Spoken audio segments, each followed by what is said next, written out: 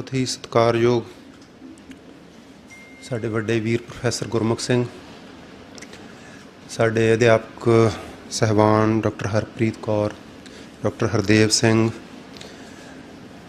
जसवीर मंड जी अते होर सारे अध्यापक अते विद्यार्थियों, वाहिगुरू जी का खालसा वाहिगुरू जी की फतेह। इस तरह दे विषय उत्ते एक सैमीनार होना, होर राजनीतिक चर्चावां जां होर किसी तरह दीयां चर्चावां हुंदियां रहियां, तां साहित दे हवाले नाल यह पहला सैमीनार है। अजे तक घट्टो घट्ट साडी जानकारी विच इदां दा नहीं है। दूसरा असीं इस सैमीनार दे विच एक ये उपराला कीता कि जिहड़ा रस्म है वो थोड़ी घटा के तां जो जिहड़ी गल नूं समां वध मिल सके, इसलिए आपां बाहली रस्म नूं पासे करके बस अखीर ते लै जावांगे जो किसी किस्म की होवेगी, जिहड़ा सैमीनारां दा हुंदा उस तरीके। जदों मैं पिछले लंबे समय ते इस सारे कंमकार दौरान मिलिया विचरिया, क्योंकि लहर के दौरान असीं छोटी उम्र दे हुंदे सी, तां फिर पंजाबी यूनीवर्सिटी पढ़े तो पढ़ते पढ़ाउंदे समय दे विच इस लहर बारे अनेकां किस्म दीयां जिहड़ियां गल्लां बातां ने वो हुंदियां रहियां। उदों असीं यही सुणदे हुंदे सी कि यह लहर तां मतलब बहुत माड़ा समा सी, हनेर दा समा सी, काला युग सी, काला दौर सी, इदां सुणदे रहे। तां इस सारे सुणन करन दे विच पर जदों असीं समाजिक यथार्थ वेख्या पंजाब दा, तां जदों आपां समाज वजों वेखदे हां तां समाज लगातार जिवें यह घटना वापरी, ये घटना अते खाड़कू लहर वो समाज अते जिहड़ी पंजाब दी असल हालत है उहदे विचकार यह वध थां घेरदी गई ते हुण इहदी बहुत थां बन गई। पर जदों उस तरीके असीं उत्थे यूनीवर्सिटियां विच वेखदे करदे हुंदे सी तां सानूं यह मुश्किल आउंदी सी। तां हुण आपां ने इस नुकते तो यह सैमीनार रखिया सी कि खाड़कू लहर की बिंबकारी बारे कोई ना कोई गल करनी बनती है।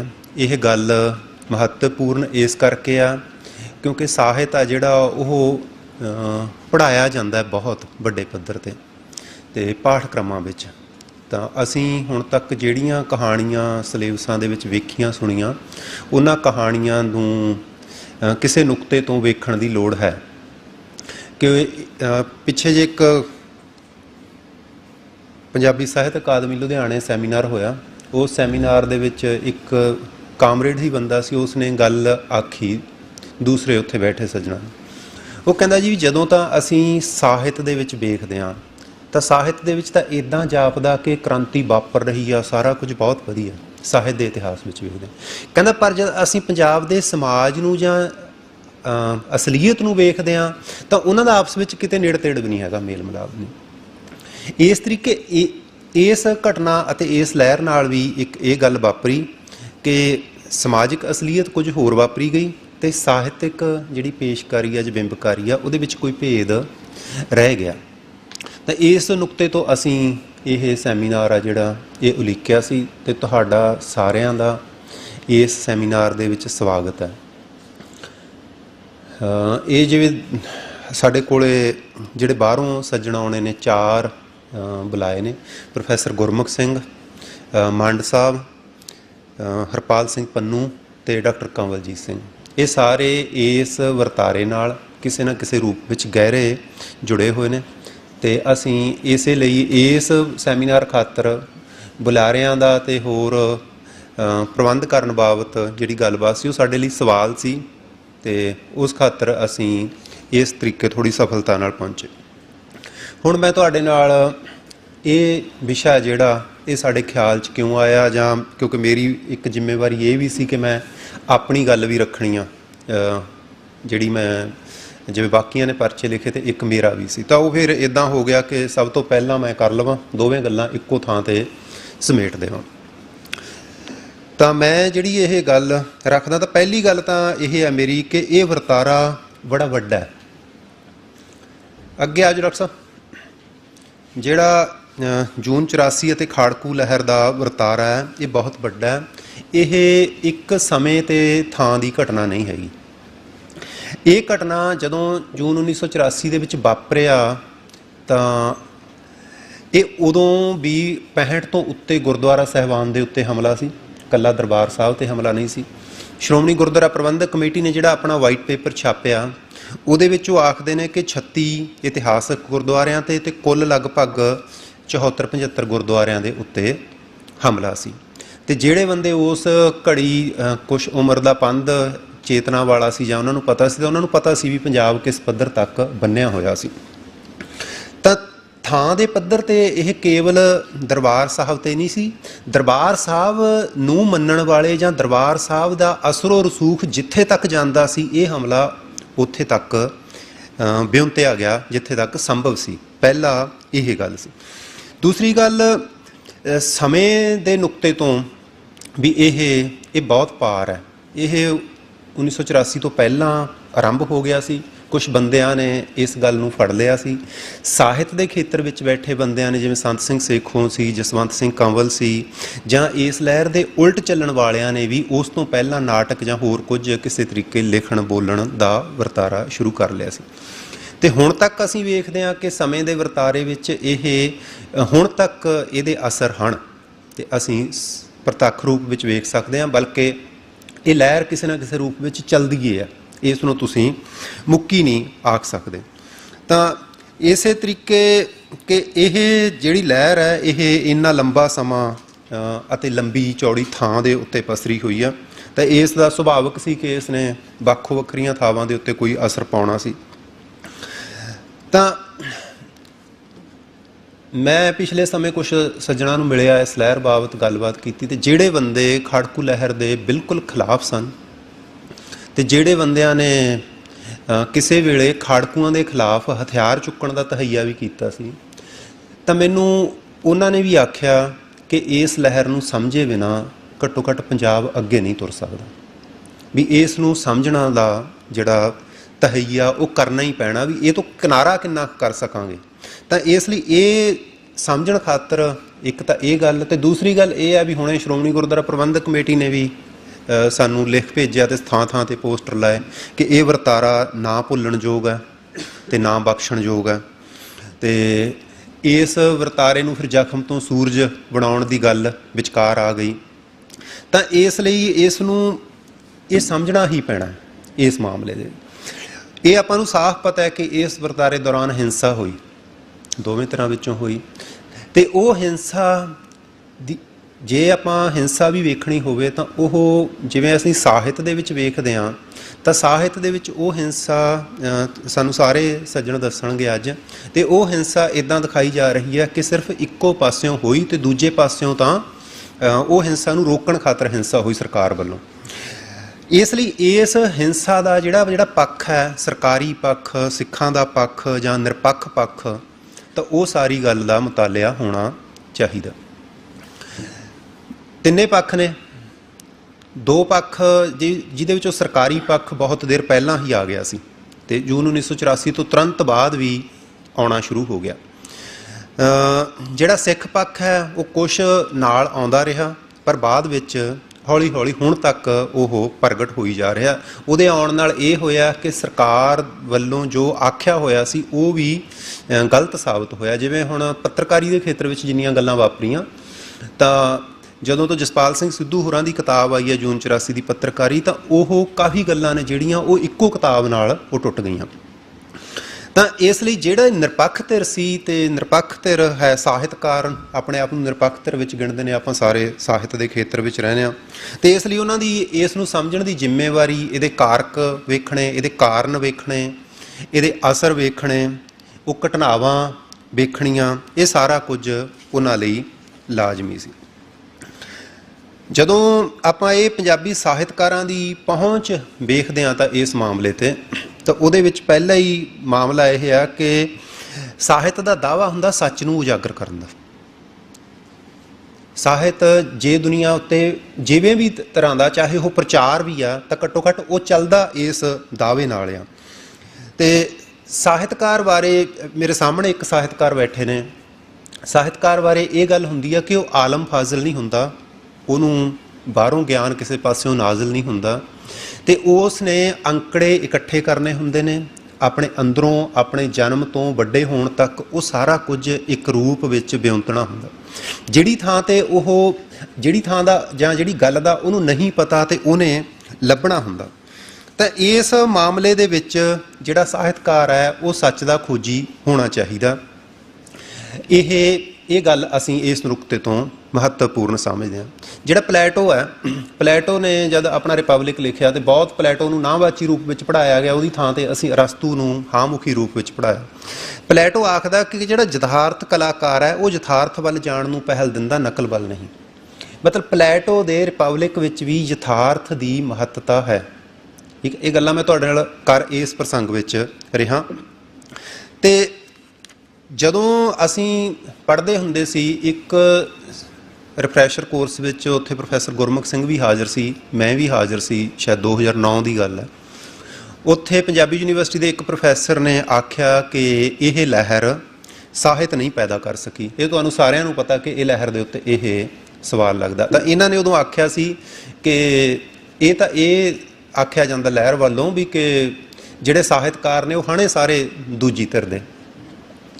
ਤਾਂ ਇੱਕ ਸਵਾਲ ਇਹ ਸੀ, ਅਤੇ ਦੂਸਰੀ ਗੱਲ ਇਹ ਕਿ ਇਸ ਲਹਿਰ 'ਤੇ ਸਾਹਿਤ ਜੇ ਲਿਖਿਆ ਗਿਆ ਤਾਂ ਹੀ ਆਪਾਂ ਗੱਲ ਕਰਨ ਲਈ ਇੱਥੇ ਇਕੱਠੇ ਹੋਏ। ਤਾਂ ਸਾਹਿਤ ਤਾਂ ਲਿਖਿਆ ਗਿਆ, ਤਾਂ ਰੌਲਾ ਇਹ ਹੈ ਕਿ ਸਾਹਿਤ ਦੀਆਂ ਕਿੰਨੀਆਂ ਵੰਨਗੀਆਂ ਨੇ ਅਤੇ ਇਹ ਸਾਹਿਤ ਕਿੰਨਾ ਕੁ ਸੱਚ ਆਖ ਸਕਿਆ, ਕਿੰਨਾ ਕੁ ਯਥਾਰਥ ਆਖ ਸਕਿਆ। ਤਾਂ ਮੂਲ ਸਵਾਲ ਅਸੀਂ ਅੱਜ ਇਹ ਖੋਜਣਾ ਕਿ ਇਹ ਸਾਹਿਤ ਹੈ ਜਿਹੜਾ ਇਹ ਕਿਹਨਾਂ ਅੰਕੜਿਆਂ ਦੇ ਆਧਾਰ 'ਤੇ ਲਿਖਿਆ ਗਿਆ, ਕਿ ਕਿਹੜੀਆਂ ਕੀ ਉਹ ਅਖਬਾਰੀ ਖਬਰਾਂ ਨੇ, TV ਰੇਡੀਓ ਜਾਂ ਪ੍ਰਚਲਿਤ ਪ੍ਰਚਾਰ ਦੀ ਜਾਣਕਾਰੀ ਹੈ, ਜਾਂ ਇਹ ਸਾਹਿਤ ਜਿਹੜਾ ਲਿਖਿਆ ਗਿਆ ਇਹ ਸਾਹਿਤ ਜੰਗ ਦੇ ਵਿੱਚ ਸ਼ਾਮਲ ਦੂਜੀ ਧਿਰ ਦੇ ਬੰਦਿਆਂ ਨੂੰ, ਜਿਹੜੇ ਲੜਾਕੂ ਸੀ, ਜਿਹੜੇ ਖਾੜਕੂ ਧਿਰ ਦੇ ਬੰਦੇ ਸੀ, ਉਹਨਾਂ ਵਿੱਚੋਂ ਕਿੰਨਿਆਂ ਨੂੰ ਕਿਹੜੇ ਸਾਹਿਤਕਾਰ ਮਿਲੇ, ਉਹਨਾਂ ਨੇ ਆਪਣੀਆਂ ਧਾਰਨਾਵਾਂ ਬਣਾਉਣ ਵੇਲੇ ਅਤੇ ਉਹਨਾਂ ਨੇ ਕਿੰਨਾ ਕੁ ਜਿਹੜਾ ਅੰਕੜੇ ਨੇ ਉਹ ਇਕੱਠੇ ਕਰੇ। ਪੰਜਾਬੀ ਬੋਲੀ ਨਾਲ ਤੇ ਬਹੁਤ ਥਾਈਂ ਪੰਜਾਬੀ ਵਿੱਚ ਇੱਦਾਂ ਵਾਪਰਿਆ ਕਿ ਇੱਕ ਪਾਸੇ ਦੇ ਅੰਕੜੇ ਨੇ ਜਿਹੜੇ ਉਹ ਕਾਣ ਪਾ ਦਿੰਦੇ ਨੇ, ਉਹ ਆਪਾਂ ਨੂੰ ਸਾਰਿਆਂ ਨੂੰ ਪਤਾ। ਤਾਂ ਇੱਥੇ ਵੀ ਇਹ ਇੱਕ ਸਵਾਲ ਬਣਦਾ ਕਿ ਉਹ ਅੰਕੜੇ ਕਿੱਥੋਂ ਲੈ। ਕੋਈ ਸੰਤ ਜਰਨੈਲ ਸਿੰਘ ਨੂੰ ਮਿਲਿਆ ਕਿ ਖਾੜਕੂਆਂ ਨੂੰ ਕਿਹੜਾ ਬੰਦਾ ਮਿਲਿਆ। ਤਾਂ ਮੇਰੇ ਖਿਆਲ ਵਿੱਚ ਦੋ ਬੰਦੇ ਨੇ ਜਿਹੜੇ ਸਾਹਿਤ ਖੇਤਰ ਵਿੱਚੋਂ, ਜਸਵੰਤ ਸਿੰਘ ਕੰਵਲ ਸੰਤ ਜਰਨੈਲ ਸਿੰਘ ਨੂੰ ਮਿਲੇ, ਉਹਨਾਂ ਨੇ ਲਿਖਿਆ ਵੀ ਬਾਅਦ ਵਿੱਚ।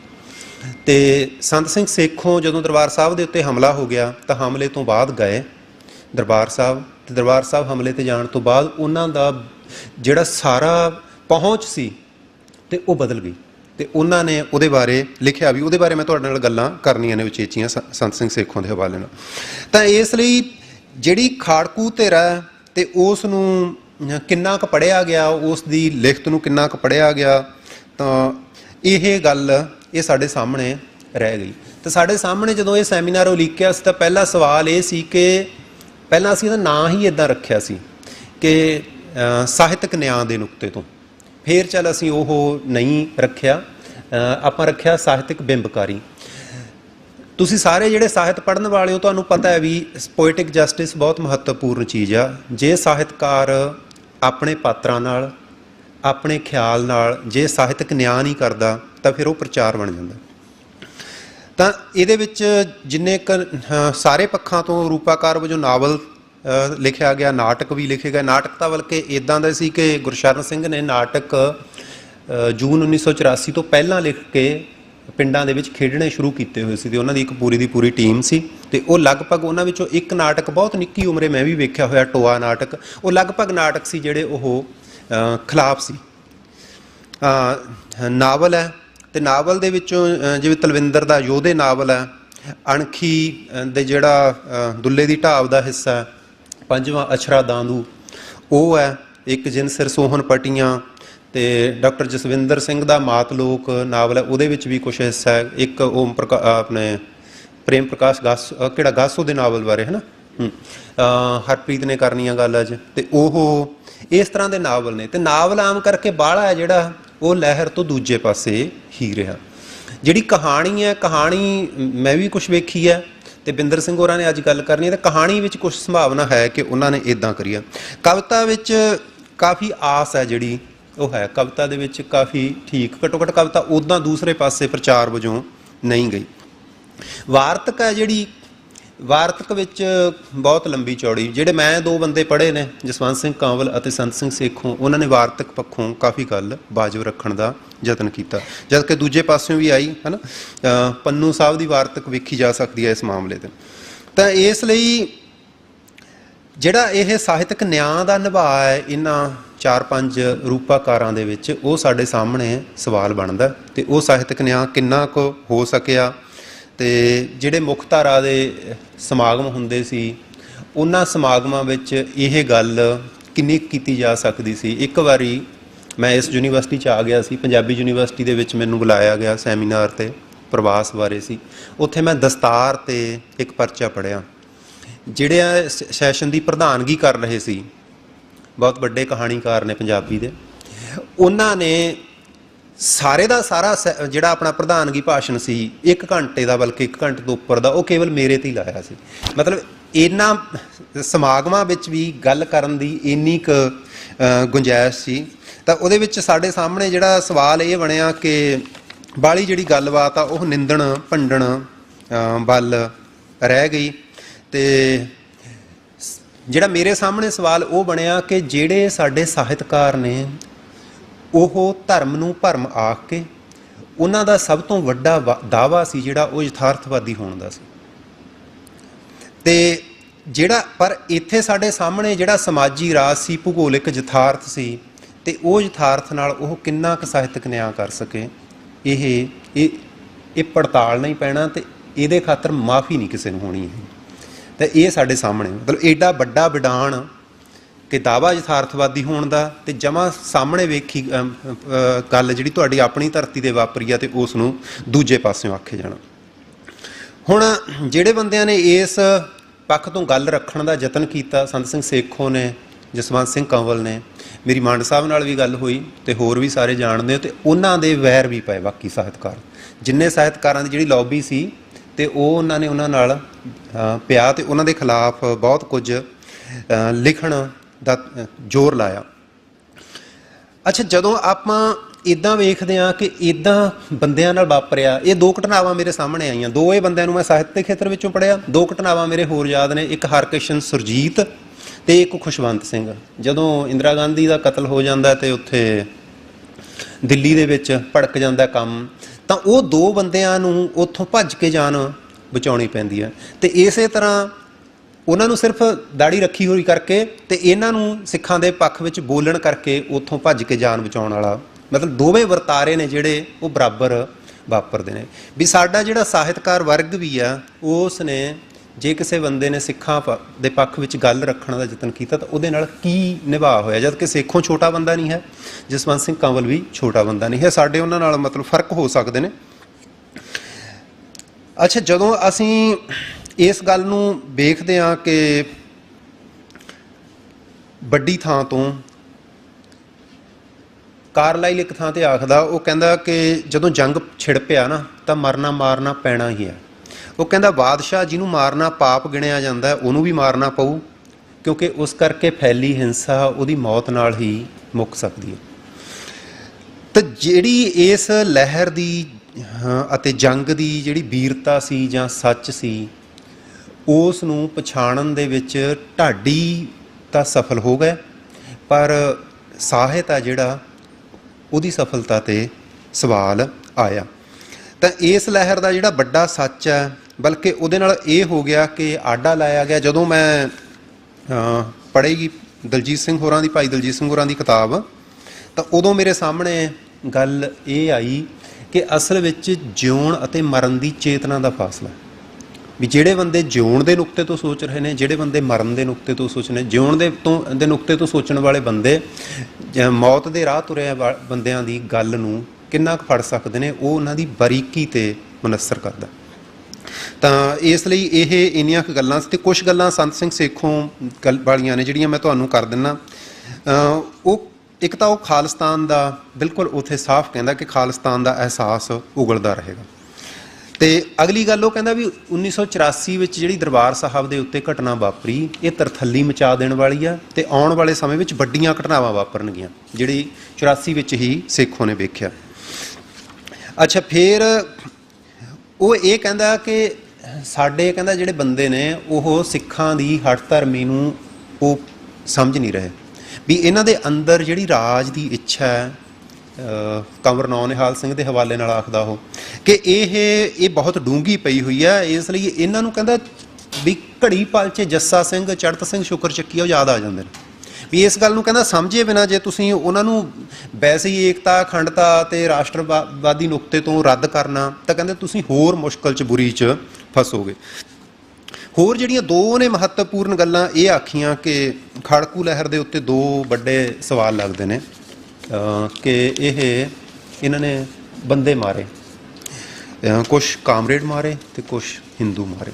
ਸੰਤ ਸਿੰਘ ਸੇਖੋਂ ਆਖਦਾ ਕਿ ਜਿਹੜਾ ਲਾਲਾ ਸੀ, ਲਾਲਾ ਜਗਤ ਨਾਰਾਇਣ ਨੇ ਕਹਿੰਦਾ ਕਾਂਗਰਸ ਦਾ ਜਿਹੜਾ ਏਜੰਡਾ ਸੀ ਉਹਦੇ ਖਾਤਰ ਉਹਨਾਂ ਨਾਲੋਂ ਵੱਧ ਕੇ ਆਪ ਬੋਲਣ ਲੱਗ ਗਿਆ। ਕਹਿੰਦਾ ਉਹ ਵਧਣ ਕਰਕੇ ਉਹਨੇ ਉਹਨਾਂ ਦਾ ਜਿਹੜਾ ਸਾਰਾ ਦੋਸ਼ ਸੀ ਉਹ ਆਪਣੇ ਸਿਰ ਲੈ ਲਿਆ, ਉਸ ਦੇ ਗੁਨਾਹ ਕਰਕੇ ਉਹ ਮਾਰਿਆ ਗਿਆ। ਦੂਸਰੀ ਗੱਲ ਉਹਨੇ ਆਖੀ ਕਿ ਜਿਹੜੇ ਸਾਡੇ ਕਾਮਰੇਡ ਨੇ ਅਤੇ ਉਹ ਗੱਲ ਨੂੰ ਸਮਝਣ ਦੀ ਥਾਂ 'ਤੇ ਉਹ ਇਸ ਨੂੰ ਮੂਲਵਾਦ ਜਾਂ ਫਿਰਕਾ ਪ੍ਰਸਤ ਆਖ ਕੇ ਇਹਦੇ ਖਿਲਾਫ ਬਹੁਤ ਜ਼ਿਆਦਾ ਬੋਲ ਰਹੇ ਨੇ। ਕਹਿੰਦਾ ਇਸੇ ਕਰਕੇ ਉਹ ਉਹਨਾਂ ਦੀ ਗੋਲੀ ਨਾਲ ਮਰ ਰਹੇ ਨੇ। ਮਤਲਬ ਜਿਵੇਂ ਜਿਹੜੀਆਂ ਦੋਵੇਂ ਕਤਲ ਦੇ ਵੱਡੇ ਇਲਜ਼ਾਮ ਸੀ, ਸੰਤ ਸਿੰਘ ਸੇਖੋਂ ਉਹਨਾਂ ਨੂੰ ਆਖ ਰਿਹਾ ਕਿ ਇਹ ਜਿਹੜੇ ਬੰਦੇ ਮਰੇ ਇਹ ਉਹਨਾਂ ਦੇ ਆਪਦੇ ਲੱਛਣਾਂ ਕਰਕੇ ਹੋਇਆ। ਇਹ ਗੱਲ ਦਲਜੀਤ ਸਿੰਘ ਦੀ ਕਿਤਾਬ ਵਿੱਚ ਬਾਅਦ ਵਿੱਚ ਆ ਵੀ ਗਈ ਕਿ ਉਹਨਾਂ ਨੇ ਇਹ ਆਖਿਆ ਕਿ ਜਿਹੜੇ ਵੀ ਬੰਦੇ ਹੈ ਸੀ ਵੀ ਸਾਡਾ ਕੋਈ ਨਿਸ਼ਾਨਾ ਨਹੀਂ ਸੀ ਇਸ ਤਰ੍ਹਾਂ ਦੇ ਬੰਦਿਆਂ ਨੂੰ ਮਾਰਨ ਦਾ, ਉਹ ਵੈਸੇ ਹੀ ਮਤਲਬ ਕਿਸੇ ਥਾਂ 'ਤੇ ਗੱਲ ਚੜ੍ਹ ਗਈ ਤਾਂ ਇੱਦਾਂ ਦਾ ਹੋਇਆ। ਤਾਂ ਇਸ ਲਈ ਜਦੋਂ ਅਸੀਂ ਇਸ ਨੁਕਤੇ ਤੋਂ ਵੇਖਦੇ ਹਾਂ ਕਿ ਇਹ ਜਿਹੜੀ ਸਮਾਜਿਕ ਸੱਚਾਈ ਆ ਅਤੇ ਸਾਹਿਤਕ ਸੱਚਾਈ ਆ ਇਹਦੇ ਵਿੱਚ ਫਰਕ ਹੈ। ਇਸੇ ਫਰਕ ਨੂੰ ਕਿੰਨਾ ਕੁ ਇਹਦਾ ਹੈ ਹਿਸਾਬ ਕਿਤਾਬ, ਉਸ ਨੂੰ ਅਸੀਂ ਜਾਇਜ਼ਾ ਲਾਉਣ ਖਾਤਰ ਸੈਮੀਨਾਰ ਆਰੰਭਿਆ ਅਤੇ ਮੈਂ ਤੁਹਾਡਾ ਸਾਰਿਆਂ ਦਾ ਇੱਥੇ ਅੱਜ ਸਵਾਗਤ ਕਰਦਾ।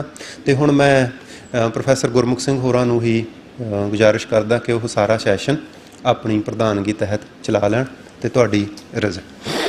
ਵਾਹਿਗੁਰੂ ਜੀ ਕਾ ਖਾਲਸਾ, ਵਾਹਿਗੁਰੂ ਜੀ ਕੀ ਫਤਿਹ। ਬਹੁਤ ਹੀ ਸਤਿਕਾਰਯੋਗ ਪ੍ਰਧਾਨਗੀ ਮੰਡਲ ਅਤੇ ਮੇਰੇ ਸਾਹਮਣੇ ਬੈਠੀਆਂ ਸਤਿਕਾਰਤ ਸ਼ਖਸੀਅਤਾਂ, ਵਾਹਿਗੁਰੂ ਜੀ ਕਾ ਖਾਲਸਾ, ਵਾਹਿਗੁਰੂ ਜੀ ਕੀ ਫਤਿਹ। ਮੇਰੇ ਪੇਪਰ ਦਾ ਵਿਸ਼ਾ ਹੈ ਖਾੜਕੂ ਲਹਿਰ ਅਤੇ ਪੇਸ਼ਕਾਰੀ ਦੀ ਸਿਆਸਤ, ਓਮ ਪ੍ਰਕਾਸ਼ ਗਾਸਸੋ ਦੇ ਨਾਵਲ ਤੱਤੀ ਹਵਾ ਦੇ ਹਵਾਲੇ ਨਾਲ। ਇਸ ਬਾਰੇ ਗੱਲ ਕਰਨ ਤੋਂ ਪਹਿਲਾਂ 84 ਬਾਰੇ ਜਾਂ ਖਾੜਕੂ ਲਹਿਰ ਬਾਰੇ ਲਿਖੇ ਗਏ ਨਾਵਲਾਂ ਵਿੱਚੋਂ ਕਿਸੇ ਇੱਕ ਨਾਵਲ ਦੀ ਚੋਣ ਕਰਨਾ ਜਾਂ ਸਾਰੇ ਨਾਵਲਾਂ ਨੂੰ ਆਧਾਰ ਬਣਾਉਣਾ ਇਹ ਇੱਕ ਮਸਲਾ ਸੀ। ਖਾੜਕੂ ਲਹਿਰ ਬਾਰੇ ਲਿਖੇ ਗਏ ਨਾਵਲ ਨੇ ਉਹ ਬਹੁਤ ਜ਼ਿਆਦਾ ਨੇ ਅਤੇ ਹੁਣਵੇਂ ਸਮਿਆਂ 'ਚ ਵੀ ਲਿਖੇ ਜਾ ਰਹੇ ਨੇ। ਜਿਨ੍ਹਾਂ ਦੀ ਲਿਸਟ ਮੈਨੂੰ ਮਿਲੀ ਉਹਨਾਂ ਦੇ ਵਿੱਚੋਂ ਮੈਂ ਕੁਝ ਇੱਕ ਪੜ੍ਹੇ ਹੋਏ ਨੇ, ਤਾਂ ਇਸ ਕਰਕੇ ਸਾਰਿਆਂ ਬਾਰੇ ਕੋਈ ਸਵੀਪਿੰਗ ਸਟੇਟਮੈਂਟ ਦੇਣੀ ਮੈਨੂੰ ਜਾਇਜ਼ ਨਹੀਂ ਲੱਗੀ ਜਦੋਂ ਤੱਕ ਉਹਨਾਂ ਸਾਰਿਆਂ ਨੂੰ ਪੜ੍ਹ ਨਹੀਂ ਲਿਆ ਜਾਂਦਾ। ਤਾਂ ਇਹਦੇ ਵਿੱਚ ਜੇ ਅਸੀਂ ਇਹਨਾਂ ਦੀ ਵੰਡ ਕਰਨੀ ਹੋਵੇ ਤਾਂ ਅਸੀਂ ਦੋ ਤਰੀਕੇ ਕਰ ਸਕਦੇ ਹਾਂ। ਇੱਕ ਉਹ ਨੇ ਜਿਹੜੇ ਸਿੱਧੇ ਰੂਪ ਦੇ ਵਿੱਚ ਇਸ ਲਹਿਰ ਨਾਲ ਜੁੜੇ ਹੋਏ ਨੇ, ਅਤੇ ਇੱਕ ਨਾਵਲ ਉਹ ਨੇ ਜਿਨ੍ਹਾਂ ਦੇ ਵਿੱਚ ਗੌਣ ਰੂਪ ਦੇ ਵਿੱਚ ਇਹ ਇਸ ਲਹਿਰ ਬਾਰੇ ਗੱਲਾਂ ਵਾਪਰਦੀਆਂ ਨੇ। ਤਾਂ ਕੁਝ ਇੱਕ ਜਿੰਨੇ ਕੁ ਮੈਂ ਪਿਛਲੇ ਸਮੇਂ 'ਚ ਪੜ੍ਹੇ ਤਾਂ ਉਹਨਾਂ ਦੇ ਵਿੱਚੋਂ ਬਹੁਤਿਆਂ ਬਾਰੇ ਜਿਵੇਂ ਡਾਕਟਰ ਸਿਕੰਦਰ ਸਿੰਘ ਨੇ ਗੱਲ ਕੀਤੀ ਕਿ ਇੱਕ ਪਾਸੜ ਗੱਲ ਹੋ ਜਾਂਦੀ ਆ, ਉਹਨਾਂ ਵਿੱਚੋਂ ਮੈਨੂੰ ਸਿਰਫ ਜਸਵੀਰ ਮੰਡ ਜੀ ਸਾਡੇ ਸਾਹਮਣੇ ਬੈਠੇ ਨੇ, ਇਹਨਾਂ ਦੇ ਨਾਵਲ ਜਿਵੇਂ ਖਾਜ ਅਤੇ ਜਾਂ ਆਖਰੀ ਬਾਬੇ ਨਾਵਲ, ਉਹਦੇ ਵਿੱਚ ਸਿੱਧੇ ਤਾਂ ਨਹੀਂ ਗੌਣ ਰੂਪ ਦੇ ਵਿੱਚ ਗੱਲਾਂ ਆਉਂਦੀਆਂ ਨੇ ਪਰ ਉਹ ਵੱਖਰੀਆਂ ਨੇ, ਉਹਨਾਂ ਬਾਰੇ ਗੱਲ ਆ ਜਿਹੜੀ ਵੱਖਰੇ ਰੂਪ ਦੇ ਵਿੱਚ ਕਰਨ ਦੀ ਲੋੜ ਆ। ਉਹ ਜੇ ਆਪਾਂ ਸੰਖੇਪ 'ਚ ਦੇਖਣਾ ਹੋਵੇ ਤਾਂ ਉਹ ਇੱਕ ਸਦਮੇ ਦੇ ਰੂਪ ਦੇ ਵਿੱਚ ਇਸ ਨੂੰ ਦੇਖਦੇ ਨੇ, ਜਿਹੜਾ ਵੀ ਪੰਜਾਬ ਦੇ ਵਿੱਚ ਇਹ ਦੌਰ ਦੇ ਵਿੱਚ ਵਾਪਰਿਆ ਤਾਂ ਉਸ ਨੂੰ ਉਹ ਵਾਰ-ਵਾਰ ਵਰਤਮਾਨ ਦੇ ਵਿੱਚ ਦਖਲ ਦਿੰਦਾ ਅਸੀਂ ਦੇਖ ਸਕਦੇ ਹਾਂ, ਜਿਸ ਦੀ ਗੱਲ ਮੈਂ ਆਖਰੀ ਬਾਬੇ ਨਾਵਲ ਵਾਲੇ ਇੱਕ ਆਪਣੇ ਪੇਪਰ ਦੇ ਵਿੱਚ ਕੀਤੀ ਵੀ ਹੋਈ ਆ। ਇਸ ਕਰਕੇ ਮੈਂ ਆਪਣੀ ਗੱਲ ਨੂੰ ਥੋੜ੍ਹਾ ਨਿਯਮਬੱਧ ਕਰਨ ਲਈ ਉਹਨਾਂ ਨਾਵਲਾਂ ਨੂੰ ਇੱਕ ਤਾਂ ਵੀ ਪੂਰਾ ਜਦੋਂ ਪੜ੍ਹ ਲਿਆ ਜਾਵੇ, ਜਾਂ ਫਿਰ ਜਦੋਂ ਜਸਵੀਰ ਮੰਡ ਦੇ ਨਾਵਲਾਂ 'ਤੇ ਇੱਕ ਵੱਖਰਾ ਪਰਚਾ ਇੱਕ ਲਿਖਣ ਦੀ ਲੋੜ ਮੈਨੂੰ ਲੱਗੀ। ਇਸ ਕਰਕੇ ਮੈਂ ਆਪਣੀ ਗੱਲ ਆ ਜਿਹੜੀ ਉਹ ਇੱਕ ਨਾਵਲ ਦੇ ਉੱਪਰ ਸੀਮਤ ਕਰ ਲਈ। ਤਾਂ ਇੱਥੇ ਮੇਰਾ ਪੇਸ਼ਕਾਰੀ ਦੀ ਰਾਜਨੀਤੀ ਤੋਂ ਭਾਵ ਇਹ ਆ ਵੀ ਕੋਈ ਜਾਣਕਾਰੀ ਕਿਸੇ ਵਿਚਾਰ ਨੂੰ, ਕਿਸੇ ਪਛਾਣ ਨੂੰ, ਕਿਸੇ ਇਸ ਖਾਸ ਪ੍ਰਸੰਗ ਦੇ ਵਿੱਚ ਉਹਨੂੰ ਪੇਸ਼ ਕਰਨਾ, ਇਸ ਤਰੀਕੇ ਪੇਸ਼ ਕਰਨਾ ਕਿ ਉਹ ਜਿਹੜਾ ਪਾਠਕ ਆ ਉਹਦੇ ਪ੍ਰਤੱਖਣ ਨੂੰ ਕਿਸੇ ਖਾਸ ਦਿਸ਼ਾ ਵੱਲ ਪ੍ਰਭਾਵਿਤ ਕਰ ਸਕੇ। ਇੰਨੇ ਸਾਰੇ ਨਾਵਲਾਂ ਦੇ ਵਿੱਚੋਂ ਇੱਕ ਨਾਵਲ ਦੀ ਚੋਣ ਕਿਵੇਂ ਕੀਤੀ ਜਾਵੇ, ਤਾਂ ਇਹ ਮਸਲਾ ਸੀ। ਇਸ ਲਈ ਮੈਂ ਗਾਸੋ ਦਾ ਨਾਵਲ ਇਸ ਕਰਕੇ ਚੁਣਿਆ ਕਿ ਇੱਕ ਤਾਂ ਇਹ 1986 ਦੇ ਵਿੱਚ ਲਿਖਿਆ ਗਿਆ, ਜਿਹੜਾ ਕਿ ਜੂਨ 84 ਤੋਂ ਮਹਿਜ਼ 2 ਸਾਲਾਂ ਦੇ ਵਕਫੇ ਦੇ ਅੰਦਰ ਸੀ। ਦੂਸਰੀ ਗੱਲ ਕਿ ਇਸ ਨਾਵਲ ਨੂੰ ਅੰਮ੍ਰਿਤਸਰ ਦੇ ਇੱਕ ਸਾਹਿਤਕ ਅਦਾਰੇ ਭਾਈ ਮੋਹਨ ਸਿੰਘ ਵੈਦ ਦੇ ਨਾਂ 'ਤੇ ਬਣੇ ਹੋਏ ਅਦਾਰੇ ਨੇ 1986 ਦੇ ਸਰਵੋਤਮ ਨਾਵਲ ਵਜੋਂ ਸਨਮਾਨਿਆ ਅਤੇ 1100 ਰੁਪਏ ਦਾ ਸਨਮਾਨ ਦਿੱਤਾ। ਉਸ ਤੋਂ ਬਾਅਦ ਕੁਰੂਕਸ਼ੇਤਰ ਯੂਨੀਵਰਸਿਟੀ ਦੇ MA ਦੇ ਸਿਲੇਬਸ ਦਾ ਇਹ ਹਿੱਸਾ ਬਣਾਇਆ ਗਿਆ। ਮੈਨੂੰ ਇਹ ਲੱਗਿਆ ਕਿ ਇੱਕ ਤਾਂ ਜੂਨ 84 ਦੇ ਵਾਪਰਨ ਤੋਂ ਬਾਅਦ ਥੋੜ੍ਹੀ ਵਿੱਥ ਤੋਂ ਬਾਅਦ ਲਿਖਿਆ ਗਿਆ, ਇਸ ਕਰਕੇ ਇਸ ਨੂੰ ਚੁਣਿਆ ਜਾ ਸਕਦਾ। ਦੂਸਰਾ, ਇਸ ਦੀ ਸਿਲੇਬਸ ਵਿੱਚ ਲੱਗਣ ਕਰਕੇ ਅਕਾਦਮਿਕ ਹਲਕਿਆਂ ਵਿੱਚ ਪ੍ਰਵਾਨਗੀ ਹੋਈ ਆ। ਤੀਸਰਾ, ਤੇ ਸਾਹਿਤਕ ਹਲਕਿਆਂ ਵਿੱਚ ਇਸ ਨੂੰ ਸਨਮਾਨਿਤ ਕੀਤਾ ਗਿਆ, ਤਾਂ ਇਸ ਦੀ ਸਾਹਿਤਕ ਹਲਕਿਆਂ ਵਿੱਚ ਵੀ ਪ੍ਰਵਾਨਗੀ ਹੋਈ ਆ। ਇਹਨਾਂ ਤਿੰਨਾਂ ਨੁਕਤਿਆਂ ਨੂੰ ਆਧਾਰ ਬਣਾ ਕੇ ਮੈਂ ਆਪਣੇ ਪੇਪਰ ਲਈ ਇਸ ਨਾਵਲ ਦੀ ਚੋਣ ਕੀਤੀ।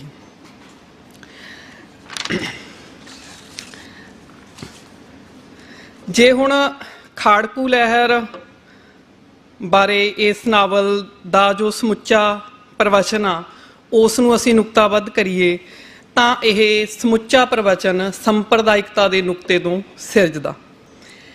ਇਸ ਨਾਵਲ ਵਿੱਚ ਸਮੁੱਚੀ ਲਹਿਰ ਦੀ ਪੇਸ਼ਕਾਰੀ ਭਾਵੇਂ ਉਹ ਬਿਰਤਾਂਤਕ ਤਰੀਕੇ ਨਾਲ ਕੀਤੀ ਗਈ ਆ, ਭਾਵੇਂ ਉਹ ਗੈਰ ਬਿਰਤਾਂਤਕ ਤਰੀਕੇ ਨਾਲ ਕੀਤੀ ਗਈ ਆ, ਉਹ ਇਸ ਲਹਿਰ ਨੂੰ ਸੰਪਰਦਾਇਕਤਾ ਦੇ ਨੁਕਤੇ ਤੋਂ ਨਜਿੱਠਦੀ ਆ। ਨਾਵਲ ਦੀ ਮੁੱਖ ਸੁਰ ਮੁਤਾਬਕ ਅਜਿਹੀ ਸੰਪਰਦਾਇਕ ਗੜਬੜ ਦਾ ਲਾਹਾ ਹਮੇਸ਼ਾ ਲੋਕ ਵਿਰੋਧੀ ਸਰਕਾਰਾਂ ਲੈਂਦੀਆਂ ਹਨ।